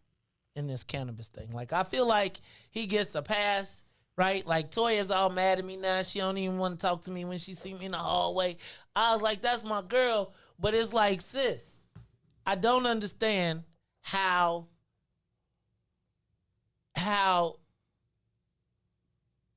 there's two sisters at the forefront of it. The two white people dip out. One dips out with a company in a whole nother state, right? And we still trying to figure out, we still ain't got nobody in it, and it got sold to us on the back of blackness. Now, you know that I feel like white folks use the expungements and our pain and suffering, which I don't think that I think that you put the sisters in a no-win situation. If you can expunge the records of tens or hundreds of thousands of your people, you can't really walk away from that. But when the economic piece came, we got slapped. How do we make, like I always see legislators making punitive legislation, right? Something that's going to be like, we're going to make this onerous, that it's going to be like this and you're going to put it on, and everybody who making money got to run up to the table. Right. How do we force them back to the table? How do we get our hands around cannabis? And if not, it seems to me we're about to make the same exact mistake with gaming, right? Like with all of this stuff, we got two black, love John Rodgers to death, but he is not enough for sports betting to me for the billions of dollars that it's going to make. And that's going to be enough for us. Right? No shade to John Rodgers. Yeah. Right? But it's like you re-riching the same dude, and the white boys have convinced us that we not supposed. Yeah, I've got six of the lightest skinned guys I could find to be my partners. So now, let us have our billions. Hey, listen, there's a fundamental problem with a lot of the ways that we have rolled out some of these new industries. If you talk about sports betting itself, there should be way more folks than just John at that table for a number of reasons, but for no other reason that when people begin to bet on sports, and this becomes a $1 billion industry in this state, as already has, they betting on black bodies, brother, right? Right. This is commerce made by us, but we get none of it, right? And so we have to call it what it is and have these uncomfortable conversations, and then not just yell and scream, but find out what the solution is to move forward. All right, look, I just want to know who the black voice at the table is. Like, I would just ask you that when there's a table called, and somebody got to be like, what is NAPR saying about this, right? Because those are the only black people we know that are actively on the ground engaged. Look, I got to say bye to WBGX 1570 AM. Callers, we want you all to stay tuned. We want you to keep listening. We got 4 callers on the line. We're going to take those calls. Also, I was supposed to talk about the telethon November 19th. If you are listening on WBGX, November 19th from 6 a.m. to 12 p.m. noon, we are going to be having a telethon to raise money for the What's in It for the Black People Political Action Committee. Look, we are going to do the voters report card. We are also going to put up billboards in every black community across the city, right? And then actually across the county. And if you want us in a downstate community and you want to be part of the campaign, we're happy to do that as well. But it's like we cannot go into this election cycle with everybody rolling through our neighborhoods, white guys and their drivers driving up to our churches, going in, telling us, but they've never answered the question, what's in it for the black people? So I want to ask you all to get ready. Tickets will be available tomorrow on Eventbrite. We're looking for sponsors. We're looking for everybody to look.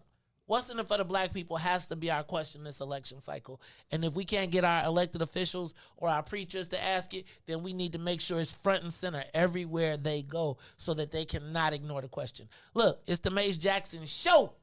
I got my man Cam Buckner. Oh, let me take one call before we go to the break. Caller, you on the Maze Jackson Show?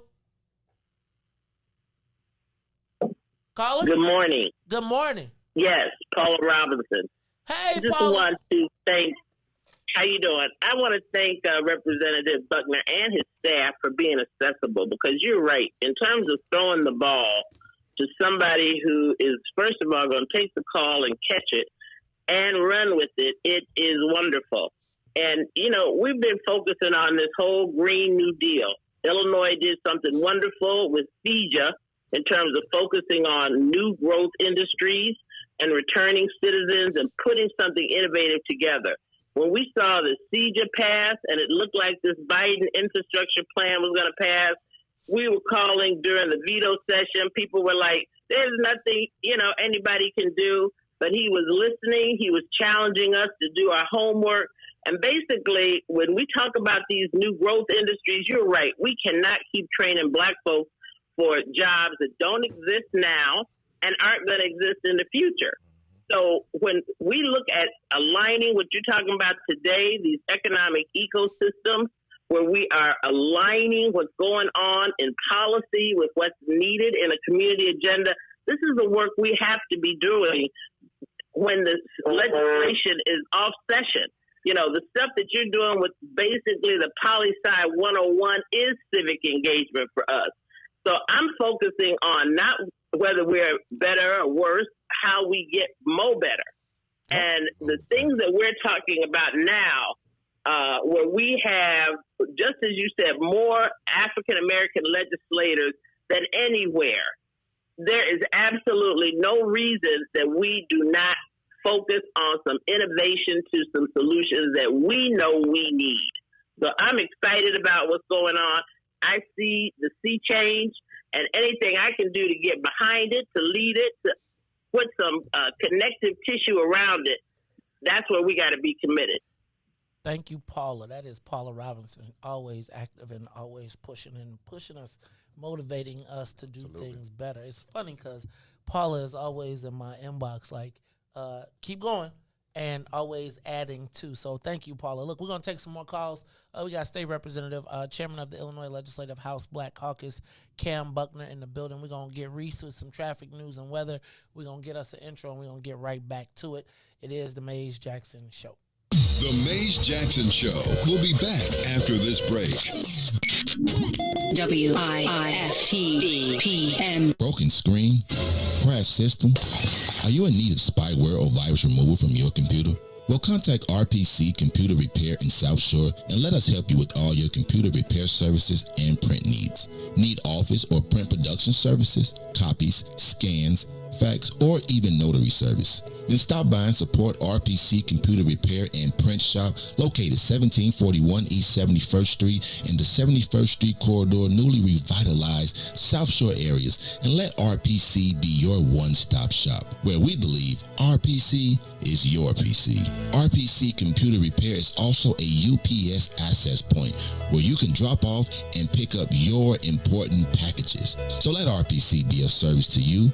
Call RPC Computer Monday through Saturday, 8 a.m. through 6 p.m. at 773-966-4457. That's 773-966-4457. Visit RPC at rpccomputeringinc.com for more information. Today, the Biden administration is releasing what it calls a new strategy to fight domestic terrorism. Following a 100-day review, federal officials are now laying out a new plan hoping to deter, detect, and prosecute domestic terror. They went to the Capitol waving their flags and looking for smoke. We was out there looking for justice. They was over there looking for votes. Ashley Babbitt was with him and told all the people that nothing could stop us. She climbed through the Capitol window, breaching security, and called a shot, bro. The media say she a veteran. They paint the picture to make her look greater, but she disrespected the same country that she served. That makes her a traitor. They was fighting police, resisting arrest. On God, I couldn't believe it. I guess blue lives only tend to really matter when it's convenient. Hey, these are the times we witness in history, all because they didn't get a victory. United States is so contradictory. We get equal rights, that's a mystery. Politicians, they more like magicians. You know they got tricks up their sleeve. We point out the flaws that's up in this country. You know they gonna tell us to leave. Somebody try to help me understand it. Always seems like a double standard. They be out here leaving us empty-handed. To certain rights we are not granted. The media is the culprit when it comes to the comparison. Cause when it comes to race, they always changing up the narrative. Terrorism. They say you a patriot, call you a hero. I call it terrorism. And that's on the real. You know what we know. I say it's terrorism. They say you a patriot, call you a hero. I call it terrorism. And that's on the real. You know what we know. I say it's terrorism. They say you a patriot, call you a hero. I call it terrorism.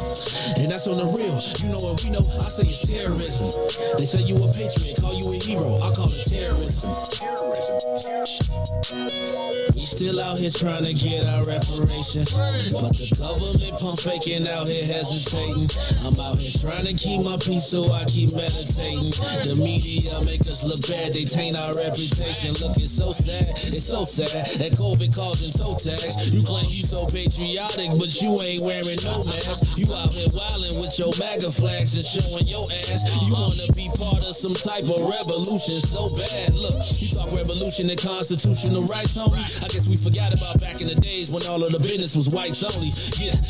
George Floyd got justice. Juneteenth got much respect. They made it a national holiday. Man, it's all good, but cut the check. They giving out all of these vaccines, putting it in you like caffeine. Was it all in the part of the plan? I bet money like DraftKings. It's land of the free, home of the brave. 1776, we wasn't free till 1865, so we wasn't part of that shit. And that there's terrorism.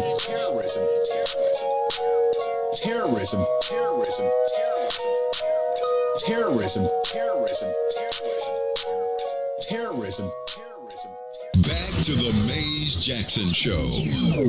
You are listening to the most dangerous show in the morning. This is What's in It for the Black People Radio. Maze Jackson, the most vociferous advocate for black people in the world.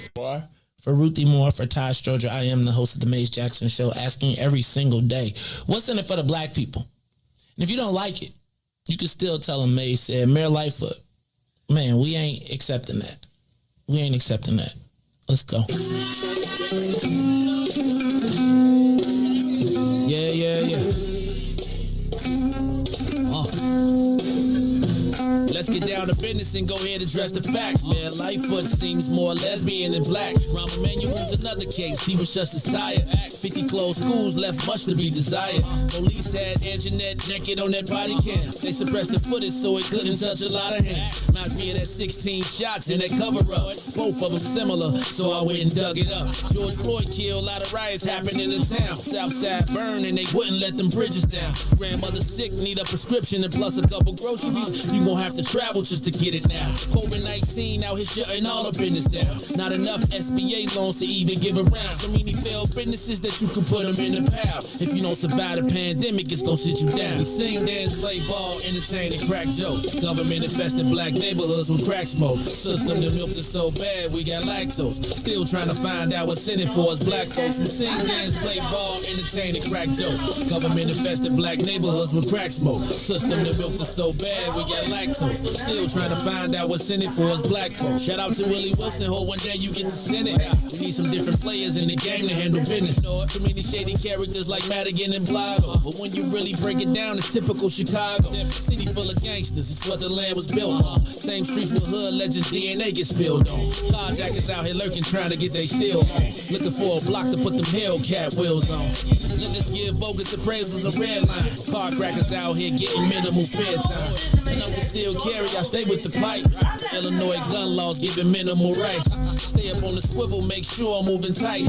Check all of my mirrors when I pull up to the light. Pick my homie up from out of town, man, he caught a flight. He was hella nervous, told him, shorty, this a way of life. We sing, dance, play ball, entertain, and crack jokes. Government infested black neighborhoods with crack smoke. System that milked us so bad we got lactose. Still trying to find out what's in it for us black folks. We sing, dance, play ball, entertain, and crack jokes. Government infested black neighborhoods with crack smoke. System that milked us so bad we got lactose. Still trying to find out what's in it for us black folks.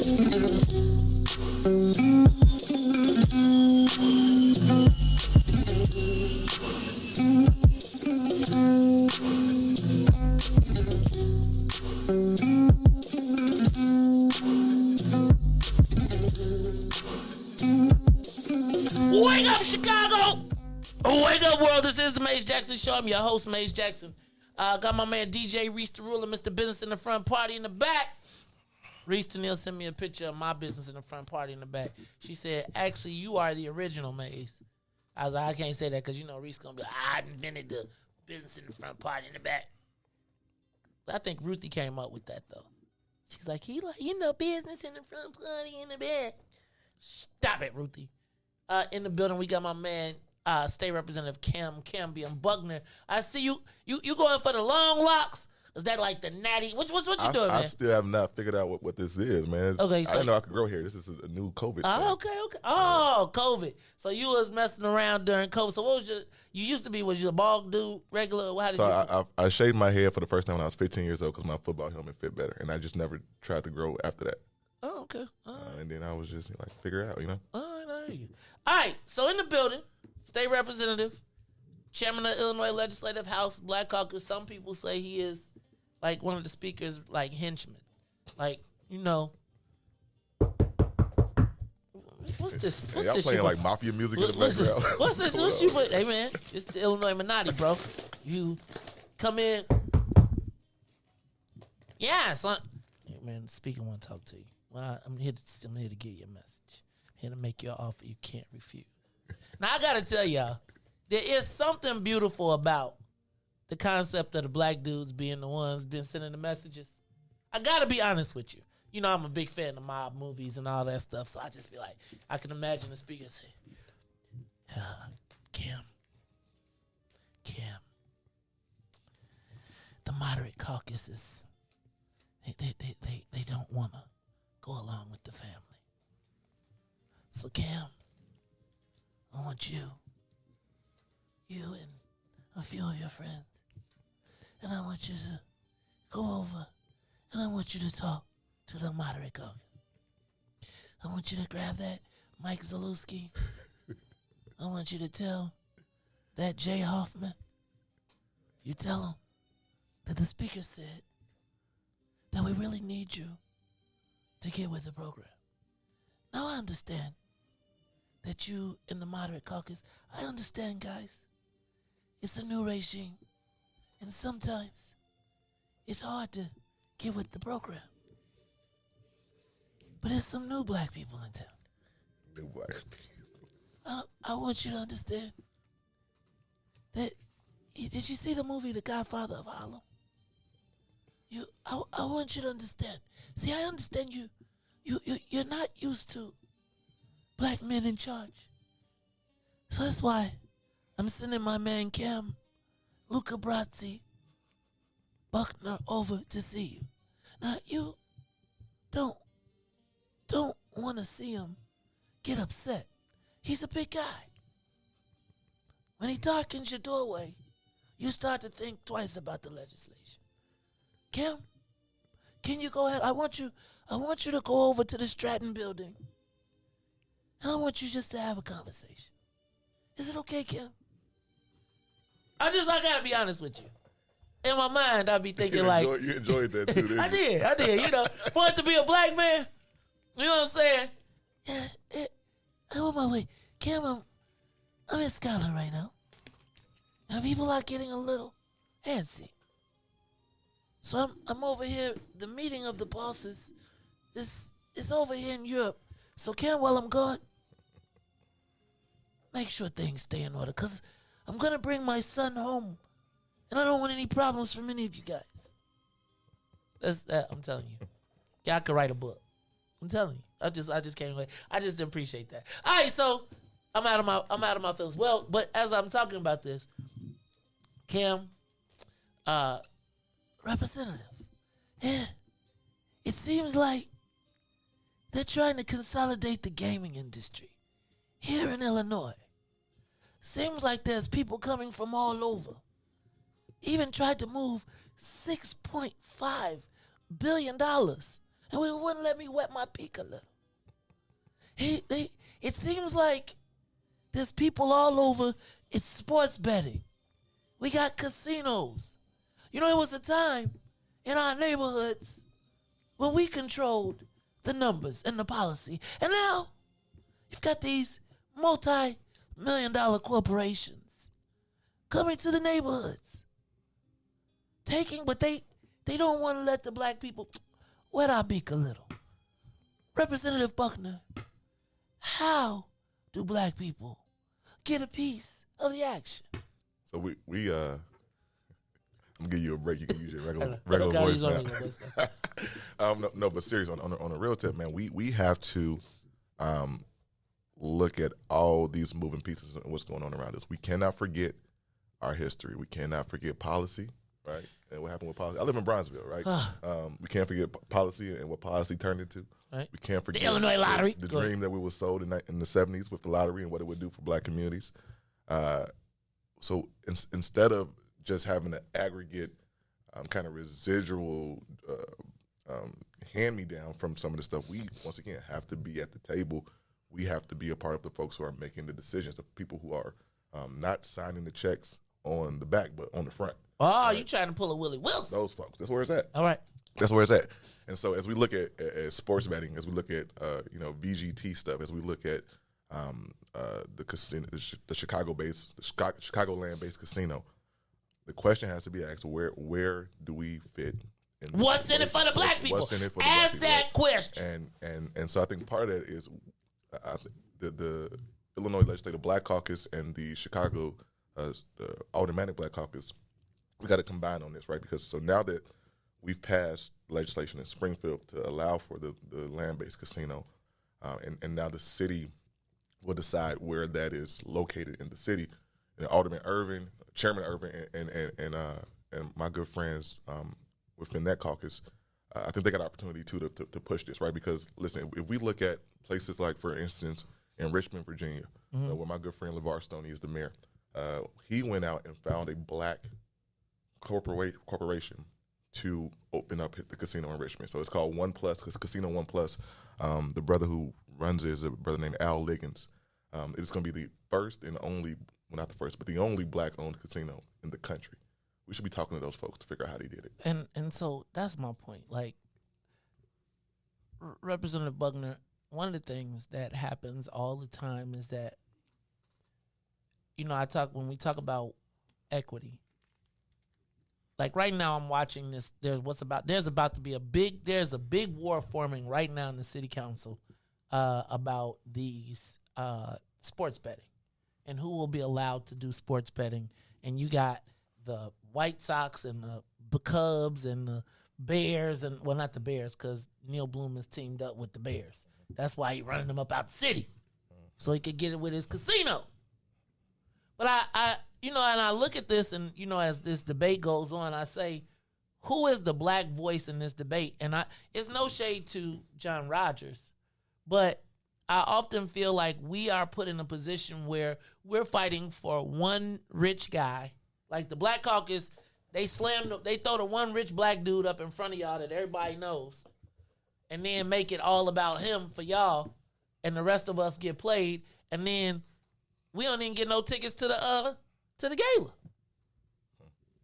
And I question, as this sports betting thing goes on, because I know it's pitting Neil Bloom, which against Jerry Reinsdorf, which I'm not going to even talk about that dynamic of you got powerful titans playing in this space who make their money off of black bodies, and ain't nobody that we know at the table. And the deciding factors fall into the hands of the Black Caucus. And the Black Caucus, because we don't even have we don't even have a recognized expert that can talk to us from our standpoint, right? Like, I can tell you on a day-to-day basis what is happening or not happening for black people in the gambling situation, in the gaming situation. But if we're invited to the table to speak on it, it's not convenient for everybody involved. But I just don't know how do we tackle this industry, because I feel like we are now at this point down the path of the cannabis. And I feel like it may be more money. The NFL said that in about 5 years, sports betting, they won't even need, TV will just be gravy because of sports betting. That's right. It will be. And all throughout the chain, we make money. They make money on us. And we got to pass it. Talk to me. Listen, it's the same answer that we've given for a few other things, right? We have to leverage our power in a substantive way and say, listen, we no more, no mas. We're not moving forward. Oh, we can't see. Look, no mas. Man. See, we learning. We was practicing our Spanish last week. We can't move forward. We can't move forward on any of this stuff unless we have a real substantive piece of the play, right? And so the problem is that we often fight for these things from an ideological standpoint, but we are not connected. Once again, this is the ecosystem, right? If I'm in a room in Springfield and somebody says, we're talking about gaming or wind or solar energy, I should not have to spend a bunch of time to go figure out who the person is in my community who I can lean on to give me the practical knowledge to make the right decision. But for some reason, we operate in these silos, right? And so this is back to the point about building these ecosystems so we can function at a higher level quickly, because this stuff is moving. All right, let's go to the phone lines. Callers, you're on the Mace Jackson Show. We are talking to State Representative, Chairman of the Illinois House Legislative Black Caucus, Cam Cambium Buckner of the 26th District. What's up, caller? What's up, man? This is Greg Sherman. How you doing? Oh, big Greg. Hey, Greg, Happy let Monday. me tell you something. Happy Monday. Cam, you're like this. Greg got a 10-week-old that he make do 100 push-ups every day. My man. He be making them. I be like, how you got that 10-week-old? He came in the room. He was looking around, head all up. Like, what's up? You know my daddy, Greg. What's up, Greg? Hey, I hope he get as big as Cam, get that tackle position. So we got to start early. Make sure you go to U of I. Oh, no, we on the HBCU kick, but go ahead. Yes, sir. I like that. Good morning to you both. I have a more, I guess, specific question, right, for Mr. Buckner, and it's just about the elders and the leaders of old who still in the way, still speaking for our people, stealing from our people. My question to the progressive black leaders now is, how much and how far are you willing to go to expose the thieves and the frauds for who they are, and not allow them? I mean, I believe that's why we have these conversations about the Latino community, about everyone passing us, is because, quite frankly, our leadership, there being pastors and black politicians of old, has sold us out. So how do we prevent that? And specifically, my question to the rep is, what is his commitment to challenging those who we all know been stealing for years? Listen, so that we don't have to grow. Thanks, Greg. Thank you, Greg. So my commitment is, and always has been, and always will be, to do the greatest amount of good for our people in the shortest amount of time that's going to last the longest, right? how do we use that equation to get what we need? Now, the question about moving forward from the past, that is not necessarily that's not a me answer. That's a we answer, right? How do we hold people accountable? Whether it's our pastors, whether it's our business owner, whether it's me, whether it's the speaker, whether it's the folks who carry our banner in the media space, whether it's Mays, whoever. Like, how do we hold ourselves accountable? That's an internal conversation that we have to have. And once again, I hate to be repetitive, but this goes back to that ecosystem thing. How do we figure out what it is that we will tolerate? How do we figure out what it is that we demand, both from external actors, but also from internal actors, people within our family, and how do we move forward? All right, let's go to the live line. Caller, you on the Mays Jackson Show. Caller. Good morning, Mays. Good morning, Riis. And this is Cassandra J. Matt, Director of Outreach for Beacon. Thank you. Good morning. And I am so happy that you got Chairman Buckner on the phone. I want to co-sign on Brother Israel, Brother Muhammad. This is a brother who is a real deal, Holyfield, that you got sitting to your right, because on my camera it says to your right. He is the real deal. When he talks about what's in it for the black people, he used his deep voice. He's not whispering. And that's what we need down there in Springfield. It was so refreshing to hear, Chairman Buckner, that you said you were reading the bill. So many people read the bill via Cliff Notes that they wouldn't have been able to catch that $6 billion unaccounted funding that they were going to give out in the budget. And I commend you for that. I am the Director of Outreach for Black Contractors, Owners, and Executives. And every time I come to Springfield to advocate for the organization and beyond, you're so generous with your time, and you take on the issues. And to talk to you about the EDGE tax credit was so important to our organization and to Black contractors who have been left out and continue to be left out. And when language is not strong enough, we already occupy a space that's hard to navigate. And we just want to know, my question to you is, how can we help you? You are generous with your time and your efforts, and you help us when we ask for it. How can we help you help us? Well, thank you, Cassandra. And let me say that the work that you all do and the work that you've been committed to do to make sure that Black folks are reaping benefits from these large amounts of dollars coming from the state, city, and federal side when it comes to infrastructure projects and construction projects is very important work, and I thank you and BCOE for the work that you guys are doing. We just need you guys as a resource to once again give us the practical implications of this work.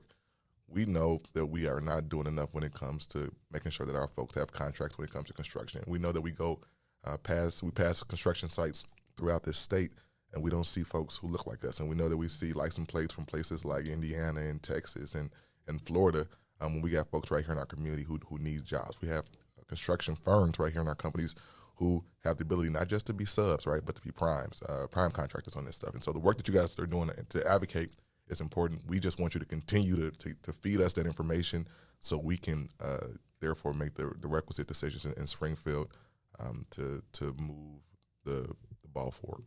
All right, let's go to the next caller. Caller, you on the Mays Jackson Show. You got State Representative, Chairman of the Illinois House Legislative Black Caucus, and Representative of the 26th District, State Representative Cam Buckner on the line. What you got?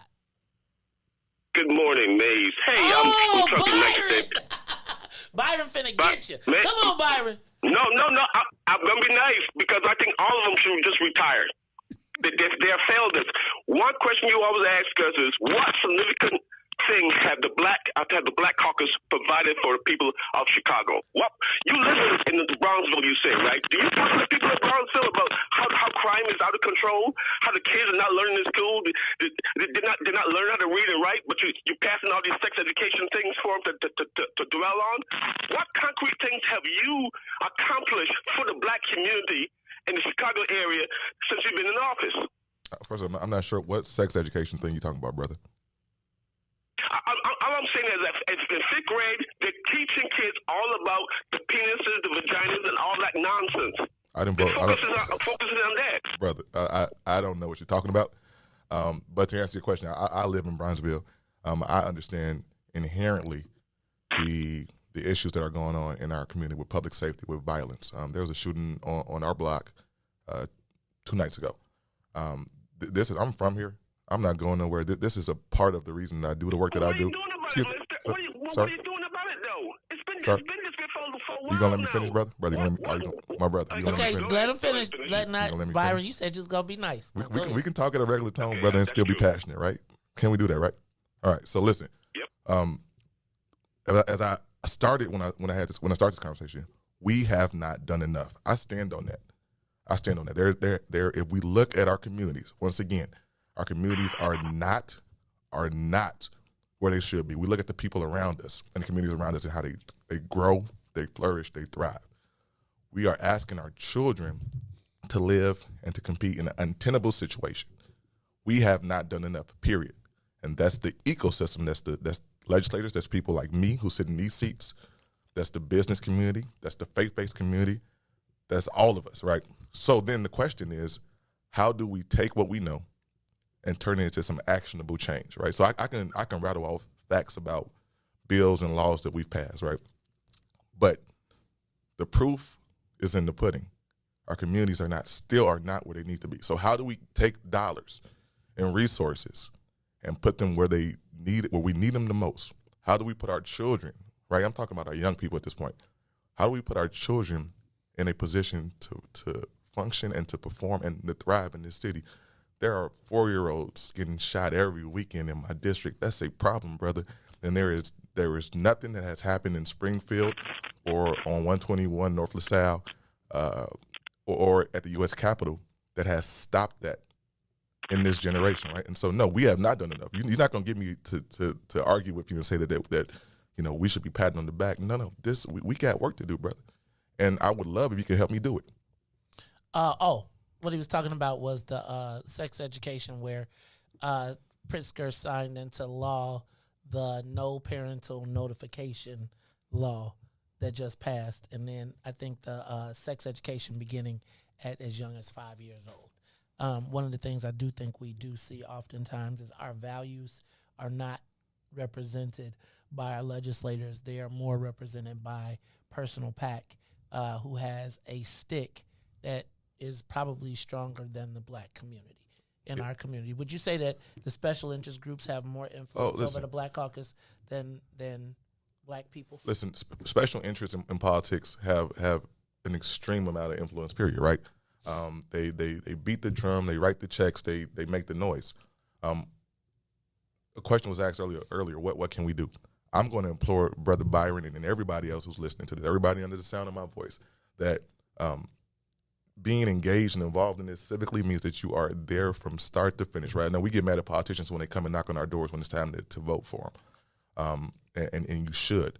But part of being civically engaged is being there throughout the entire fight. You can't come to folks and complain about something after it's done. So let me ask a question, because one of the challenges that I think in that space is that most of the people have lobbyists. And I would say that lobbyists are a big engine that goes. Who represents the interests of black people in that space, right? Where, again, because oftentimes as contract lobbyists, you're really hired by white folks to accomplish their agenda and to use your blackness to get to the Illinois Legislative Black Caucus. 2 weeks ago, I came down to Springfield, and I saw how that worked oppositely, working with Art Turner and Larry Luster, when they weren't the executors for their client.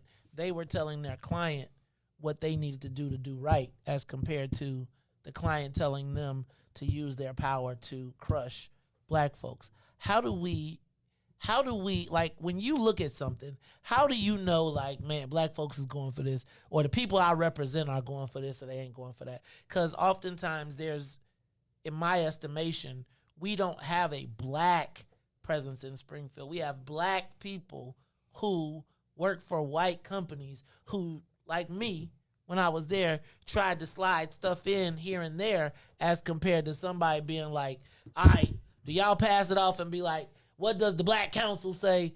Hell no! We ain't got nothing, so that at least there's a backstop to you all when you're voting yes or no? So you're right. So there's a vacuum there, brother. And I think an important piece is, and I know for years I've heard people talk about putting together a black policy think tank, right, or some kind of apparatus where everything that happens on the city level, everything that happens on the state level, on the federal level, that's going to affect our people in a real way, either good or bad, it's vetted, right? And just like we were talking about in D.C. the infrastructure bill, people say we got to wait for the CBO, the congressional CBO, the CBO score. What's the score from the black think tank or whatever this group is, right? We don't have that, right? And so as you know, in Springfield, you spent some time down there. The information that comes to legislators, if you don't get it directly from your community, and as you can imagine, there are differing views in communities. That's what you get. They send you the lobbyists, and the lobbyists try to explain that we have to silence that noise and hear exactly what it is that folks are saying. I think like Brother Byron just said this with some passion. I would love for that type of passion to come and talk to the Black Caucus, right, before certain things that are important to this community come on the board. How do we get past what I feel sometimes is the arrogance of our leadership, right? I feel like because we have a lack of money, economic, I think preachers and politicians become black royalty in our community, whereas in white communities, and I've found, unlike with you, that there are legislators, sometimes black legislators particularly, are, if you are not in agreement with the policies that they've already come up with or that they've already been directed to, then they minimize you or you become trouble. How do we get, there is not a fear of a black, there's no fear to me in Springfield of what black people will do, right?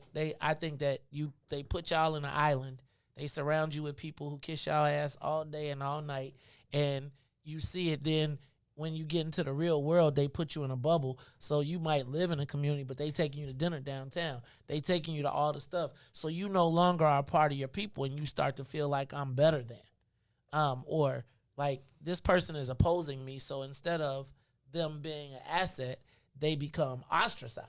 I would say, what's in it for the black people? The question makes sense, but it seemed like it was turned against us in some kind of ways. Maybe it was the messenger. But if the messenger is really just talking about what's better for our people, how do we penetrate that? Because I would just give you what happened at Loretto Hospital, right? Like what happened at Loretto Hospital, where our resource, that's our hospital. That's one of our hospitals that is under our purview. And it was, the pain and suffering was used for other people. We don't get to say nothing. If you say something, then I'm punished. But it's like we just let the Arab community just run rampant.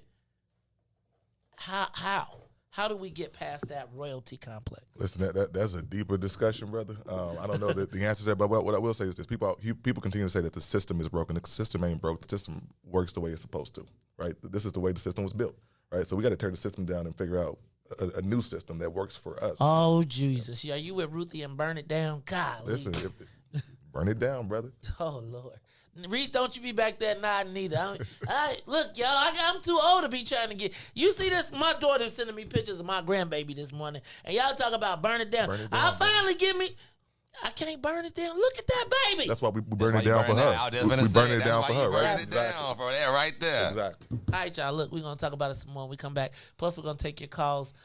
Representative, I'm going to ask you to tell us, because, Byron did, and I know you have done some things. So I'd like you to tell us some of your accomplishments down in Springfield. And then, y'all, I want to talk about the B1P, the Black First Party. I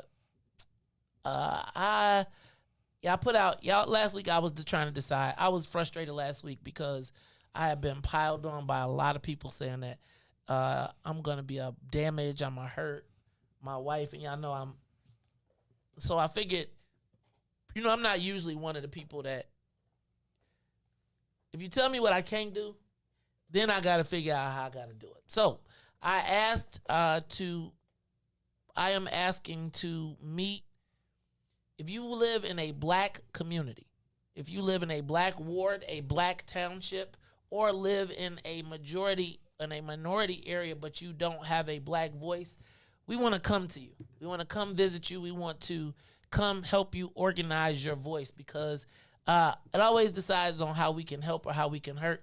Juan came to us with the report card program, and so I think I want to combine all of that. So I'm going to be asking you all to join us on the B1P Black First Party tour that we're going to be doing during the months of November and December, because we got to get our communities organized by ward, by township. It's the Maze Jackson Show. We'll be back with State Representative Cam Buckner. The Maze Jackson Show will be back after this break. WIIFTBP. Introducing your trusted source for high-quality black emojis, better known as Blackmoji. We believe black is beautiful, and that beauty should be reflected in the digital market. Now there is an app that does just that, starting with Black Greek letter organizations. Blackmoji D9 offers more than an emoji app. It is a cultural experience of black excellence. Download the app in the Apple or Google Play Store to access a specially curated catalog of emojis representing the Divine Nine. Use the emojis to celebrate Black Greek events, acknowledge current events, support social causes, and learn about esteemed Black Greek members who blaze the trail of Black history. A portion of every subscription goes toward a scholarship fund specifically for members of Black Greek letter organizations to help keep the legacy alive. Download the Blackmoji app today. And now, traffic and weather. Good morning. What's in it for the Black People Media? The time is now 8:38 a.m. and I'm Riis the Ruler with your Chicagoland area sports traffic and weather update. In sports, the Chicago Blackhawks will beat the Nashville Predators 2-1. Tonight, you can catch the Chicago Bears taking on the Pittsburgh Steelers at 7:15 on ESPN. Let's go Bears. Over the traffic on the Kennedy. O'Hare to the Loop is still an hour and a half. Outbound to O'Hare is only 18 minutes on the Edens. Inbound from Deerfield to Exchange is also an hour and a half. Exchange back out to Deerfield just 30 minutes on the Eisenhower. Thorndale to the Loop is just 1 hour. Back out to Thorndale, 44 minutes on the Stevenson. It's 1 hour from I-355 to the Dan Ryan and 50 minutes outbound. The Bishop Ford is 44 minutes from I-80 to the Dan Ryan, 30 minutes back out to I-80. The Dan Ryan is 20 minutes to the Loop, 14 minutes back out to 95th. On DuSable Lakeshore Drive south from 55th to Jackson is 10 minutes. From Jackson back out to 55th is 8. On the north side of things, from Randolph to Bryn Mawr, still 8. Bryn Mawr back to Randolph is 12 minutes. Today's weather is currently 51 and sunny. Today will be a high of 63 with a low of 48. I'm Riis the Ruler, and I hear Sparkle with Ease here on the Maze Jackson Show.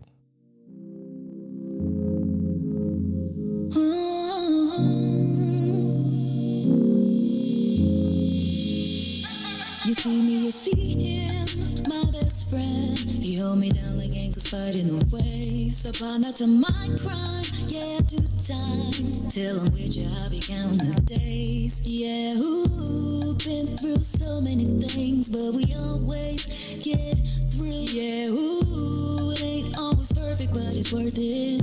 This is deeper than the surface. If I said I didn't love you, you would not know I've been frontin'. Wiped all my scars away like it was nothing. Took the parts of me I tried to hide to make them something, something. Like it was nothing. Ooh, something about you, baby.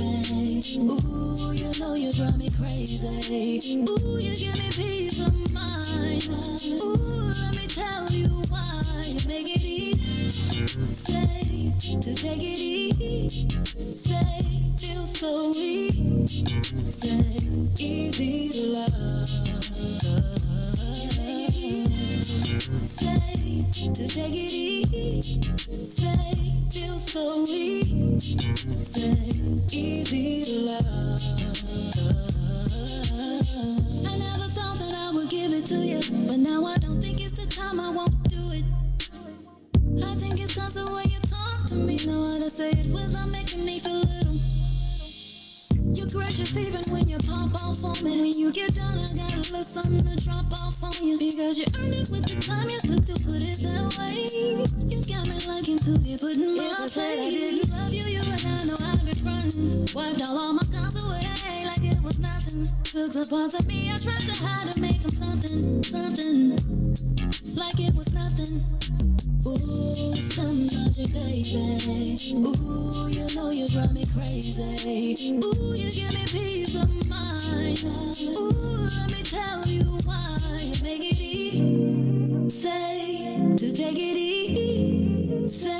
Feels so easy to love. You are listening to the Maze Jackson Show. I'm your host, Maze Jackson. That's my girl, Sparkle, with Easy. Easy to love. I wish I could sing. I told y'all, man. And after that Boys to Men concert at the Urban League, can I just tell y'all? It's fire, man. Hey, bro. You can talk smack. They have not failed. When they did Vanessa Williams, I was like, dang, you be forget. But that's what happened when you raised that money. They made $1 million. So they was like, give us Boys to Men. Now, they only got 2 of the Boys to Men. But the Babyface piece, man, dang. He hit that Whip Appeal. Do y'all remember the Whip Appeal remix? Y'all don't, because y'all kids. But I'm going to tell you what. Anybody who was living in the 80s and in the 90s, like if you was in high school in the 80s and then you was living your life in the 90s, that Boys to Men hits different. Now, I didn't realize they only had 4 Grammys, but I was talking to somebody and they was like, come on, man. Think about who they was competing against during that time. Like, you had Drew Hill, you had Boys to Men, you had Jodeci. Like, it was the epic time of black music. Y'all missing out. I'm just telling y'all missed out. And one more, I will maintain we should have stopped at the time port. If we could have stopped technology at the 2-way pager, life would still be good. Y'all got too much access to this phone. Representative, do we got any other calls? Okay, let's take this last call. Carly on the Maze Jackson Show. You got Representative Cam Buckner on. Hey, how you doing? Oh, hello? Hello? Go ahead, Carly. Hey, I was calling to say that, can you hear me? Yes. If you park the car. Okay, I was calling to say thanks for having this topic in the show today. It was like real uplifting. So what I wanted to say is you took the wind out my sail, Maze, when you had asked the questions earlier. That's the questions I wanted to ask. Can you take off speaker? Can you come off a speaker? Community. Or are you driving? Yeah, hold on. Pull over. I'm driving, yeah. Hey, man, stay on speaker. Just stay on speaker. Go ahead. We want you to be safe. Go ahead. Hands free. Yeah, exactly. Well, I can just pull over real quickly. Okay, I'm back. Hello? Hello? Go ahead. Hey, Carl. Yeah, can you hear me now? Yes, we can. Yeah, okay. All right, I wanted to say good morning to y'all first, and then I wanted to say thank you for asking those questions and bringing the representative on. You asked a hard question and a tough question, and I really appreciate that. But like I was saying earlier, you took the win. What I wanted to say for myself when you asked the questions earlier, how can we become more effective in the things that we can do with the state representative and how we can help? And I think I seem to see that lately that a lot of that we have the most elected black officials, but we have the less in resources and we have the less in contracts. And so I was asking, when I asked the representative, he has to be acknowledged of that, but how do we feel that knowing that we have the biggest caucus in the city and in the state, but have less resources? How do we overcome that issue? That's my man, Field. I hear you, boy. I can spot a voice anywhere in the world. I see you. That's my man, Field Marshall. We appreciate you. All right, go ahead, Representative. Phil, thank you for that, brother. Listen, once again, aggressive accountability for everybody who's in a position. If folks have not delivered, like once again, there's when you have power and you have to ask to use your power, then you're not powerful at all. Being in the room is not enough, right? But we have to control the narrative and the conversation. And then when we are in the rooms and the decisions are being made, we go in there with the power and the authority because we say, our people got us, right? No matter what happens, no matter if we go against the grain, no matter if we decide to challenge an obsolete model, we're good because our people got us. That's why, once again, this ecosystem, this perpetual conversation, this connectivity is of the utmost importance. I know it sounds cliche, but it's real. It's real. We have to know where our power lies. Our power doesn't lie in these positions. It comes from the people whom we represent, and that's why we have to have that open and perpetual conversation so we can be, each of us doing our work, our respective work on the level in which we are situated. Let me give you an example real quick.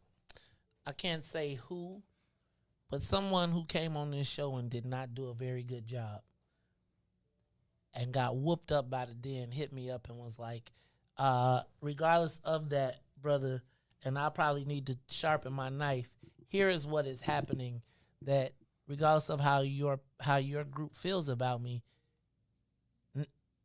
there's a hearing coming up for John Catanzara.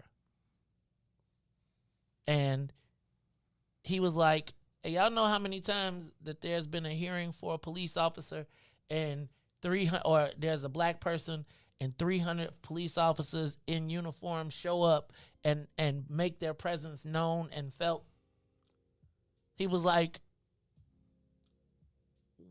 in our ecosystem, I don't have that credibility to do that.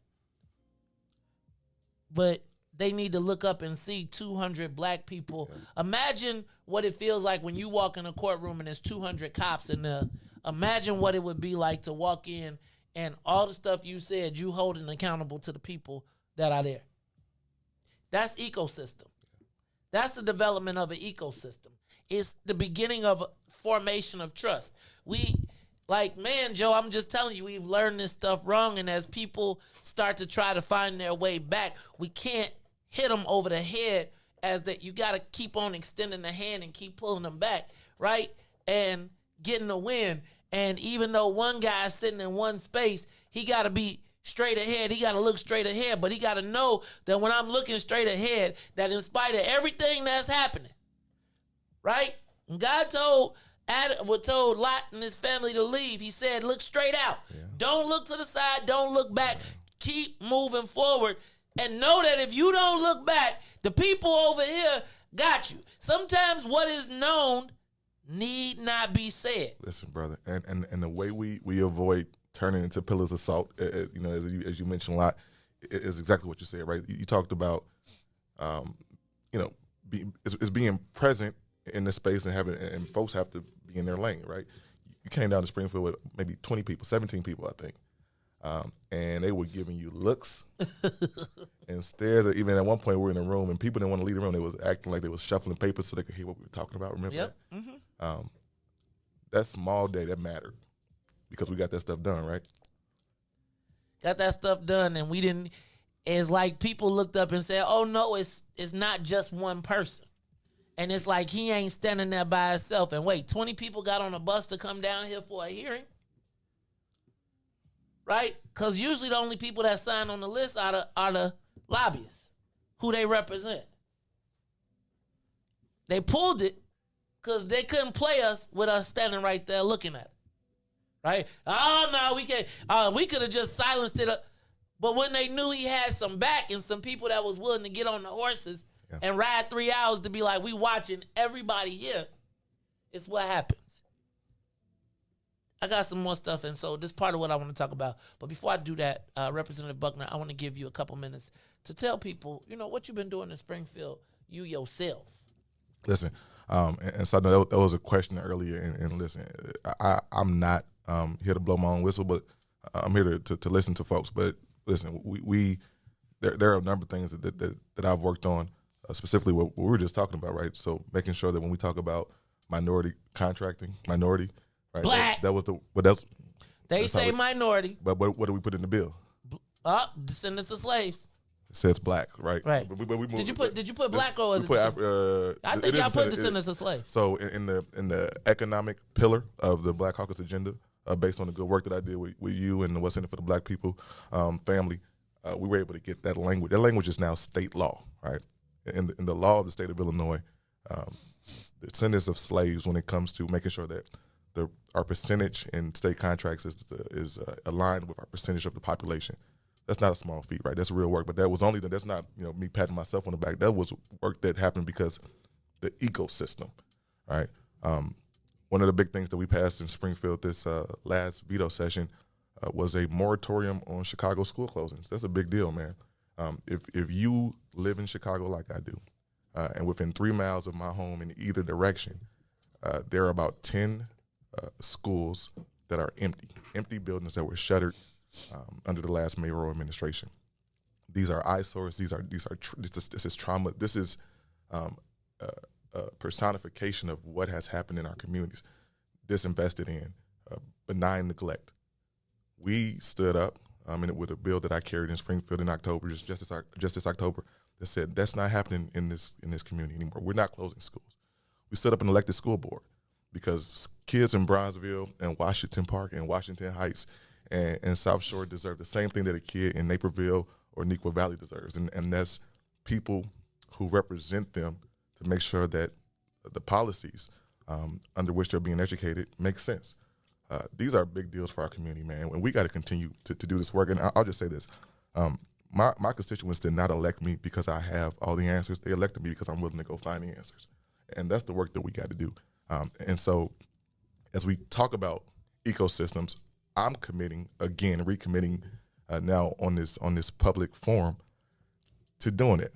Brothers like I think his name was Brother Byron, we need to turn that passion into action, brother. I would love to connect with you after this somehow. I'll come pick you up, bring you to my house, and let's talk about this. Let's figure out what the plan is, because we can't continue to spin our wheels and go in circles and yell at each other without any solutions. Let's do the work, man. Let's do it. Let me just say this. Sometimes it's not the job of the legislator to create it. It's to run the ball, right? What I see all the time happening is legislators, lobbyists come to legislators and have them file bills, right? And they go, and companies pay people millions of dollars and hundreds of thousands of dollars to be able to get it. We have the chairman of the Black Caucus, who has always made himself accessible to us. And as the power dynamics shift, let me just tell you, these brothers are doing it a different way. They ain't walking into the rooms with their heads down. They walking into the rooms looking at everybody with their eyes straight in, all things not equal. Right? They know they got the stick. Now, it's important on us to make sure that we let them know the things that are important to us. And I'm a part of this, and that's part of why last week y'all heard me say, and I'm going to just tell you, Kim, and to our audience, there are a lot of people who believe that, y'all know that I love my wife infinitely and always want to be supportive of her. And there were people who were in my ear last week suggesting that maybe I should not do the show anymore and stop asking what's in it for the black people because it will be detrimental to her winning. And I'm going to tell you, it put me in a precarious position because, I don't want to be selfish, but I do believe that this is a calling. But family first.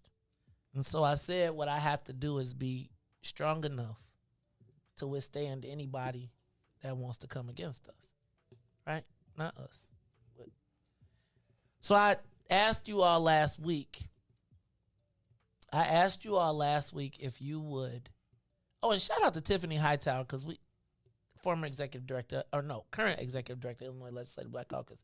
I'm going to have her on. She's been doing a lot of stuff, pushing that vision forward. But I had I'm stream of consciousness. So last week, on Friday, I asked if there were people who would be willing to host, and let me tell you what I want to do.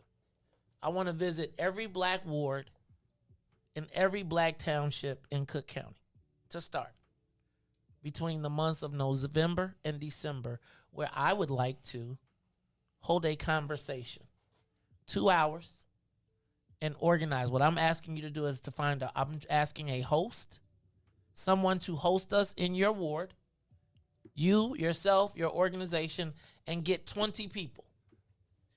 See, if we have 20 people working in every ward or township, that will make us essentially strong as every Democratic ward organization that exists. Right?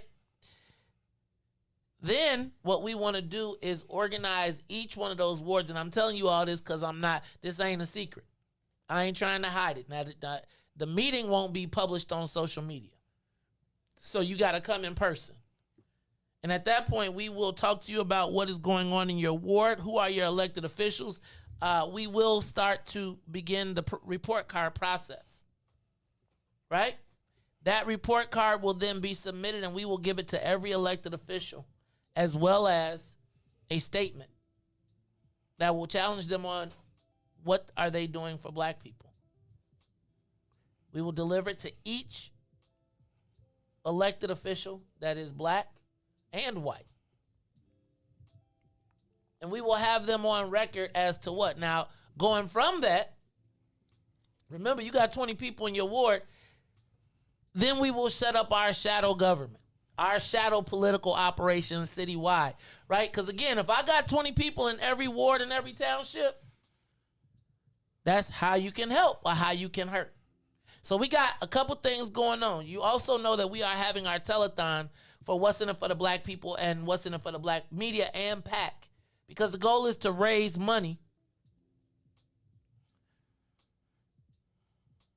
to put billboards in every community asking the question. See, some of our elected officials, some of our preachers, some of our who's who aren't going to ask the question. You know, I told y'all I didn't take a lot of selfies. I took a selfie with Boys to Men, and me and Carrie took some pictures. But I said I'm through taking selfies until we get an answer to the question. Right? I saw this weekend everybody running around taking pictures. The timelines was blowing up.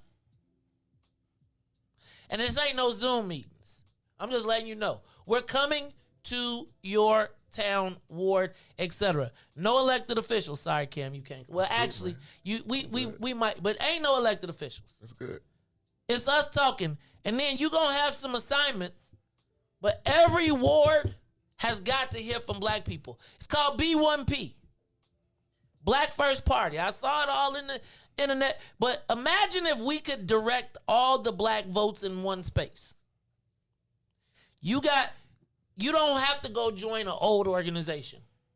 We're going to give you the infrastructure to start your own organization on your land and be actively and involved. Because let me tell you why.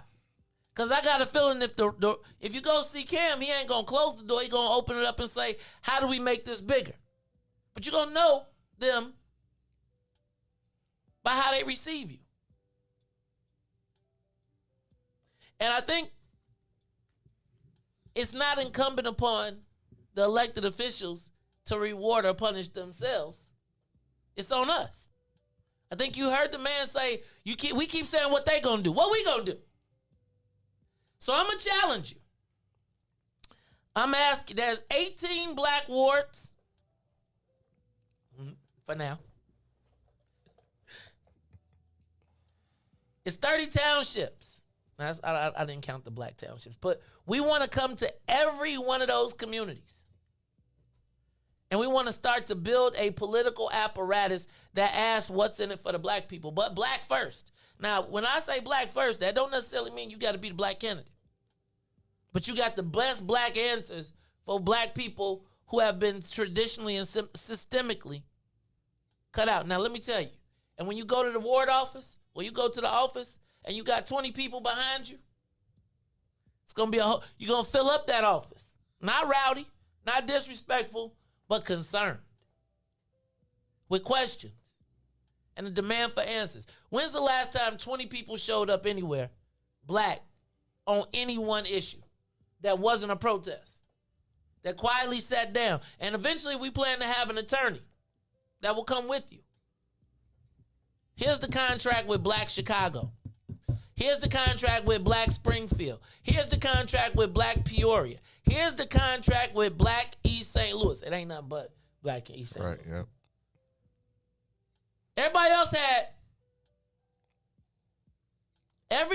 else has a list of demands. We're going to keep the demands simple, but the response won't be.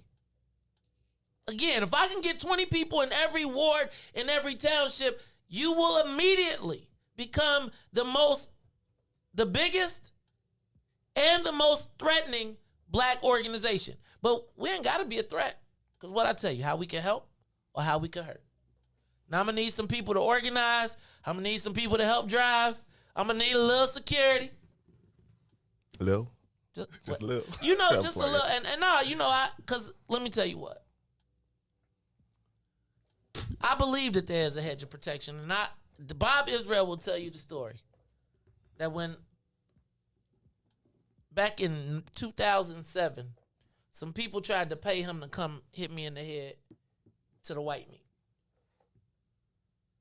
And I'll be honest with you, there have been people from a variety of communities who have offered to threaten to do what, and you ain't never seen me with security. Nah, I stay ready now. Just don't get it twisted. However, I don't walk around with no big old crew, no security, no nothing. I come as I am. People be like, man, you show up by yourself. Because I do believe that God has given me a job.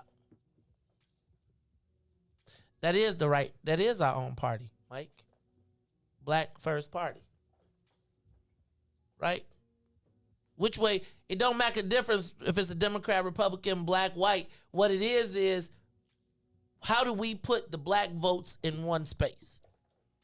And we decide who's going to get it based on, we ain't locked in with nobody.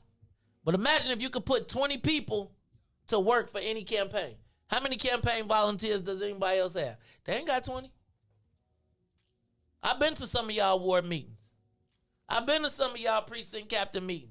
I don't even know if it is no precinct captains. Look, y'all.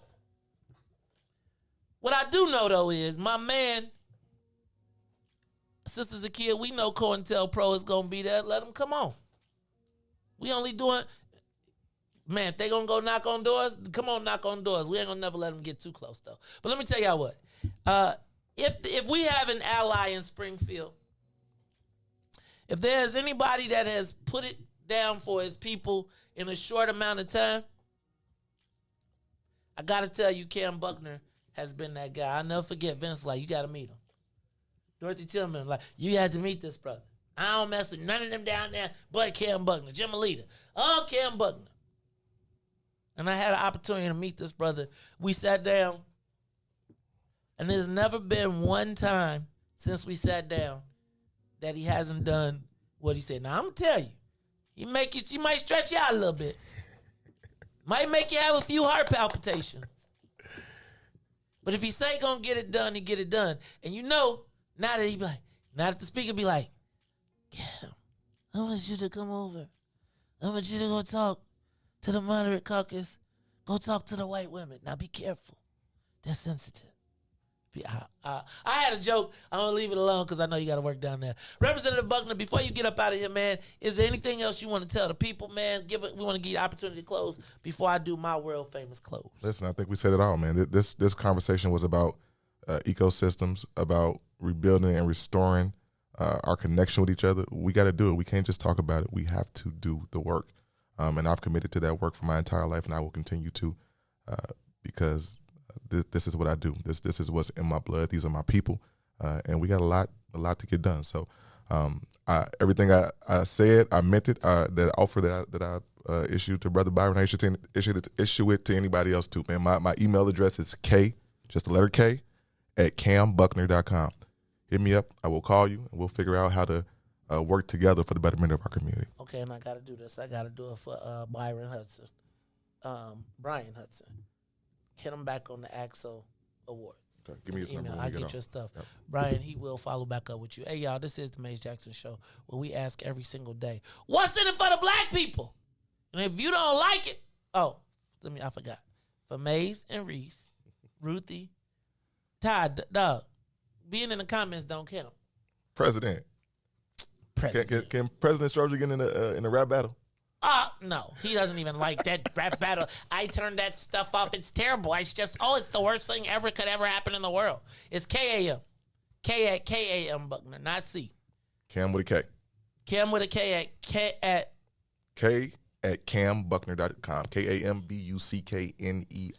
All right, so for Maze and Riis, Ruthie, and Todd, sometimes, for state representative, chairman of the Illinois Legislative Black Caucus, and the guy you don't want to see when the speaker says, "Hey, Kim, I'll talk to the Moderates Caucus, make them an offer they can't refuse." I am the host of the Maze Jackson Show, asking every single day, what's in it for the black people? And if you don't like it, you can still tell them. Maze said, we out of here.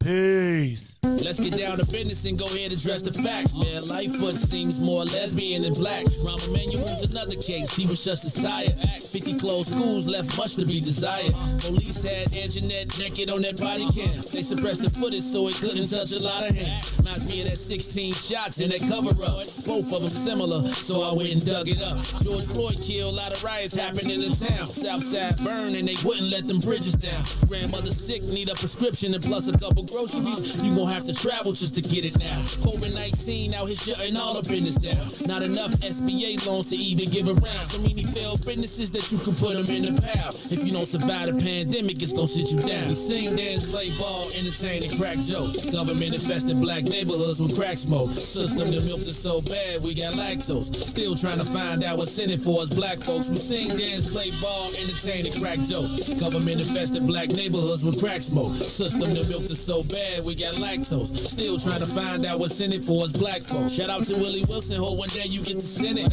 We need some different players in the game to handle business. So many shady characters like Madigan and Blotto. But when you really break it down, it's typical Chicago. City full of gangsters, it's what the land was built on. Same streets with hood legends, DNA gets spilled on. Carjackers out here lurking, trying to get they steel on. Looking for a block to put them Hellcat wheels on.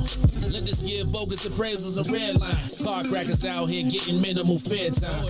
And up the seal carry, I stay with the pipe. But Illinois gun laws giving minimal rights. Stay up on the swivel, make sure I'm moving tight. Check all of my mirrors when I pull up to the light. Pick my homie up from out of town, man, he caught a flight. He was hella nervous, told him, shorty, this is a way of life. We sing, dance, play ball, entertain, and crack jokes. Government infested black neighborhoods with crack smoke. System that milked us so bad, we got lactose. Still trying to find out what's in it for us black folks. We sing, dance, play ball, entertain, and crack jokes. Government infested black neighborhoods with crack smoke. System that milked us so bad, we got lactose. Still trying to find out what's in it for us black folks.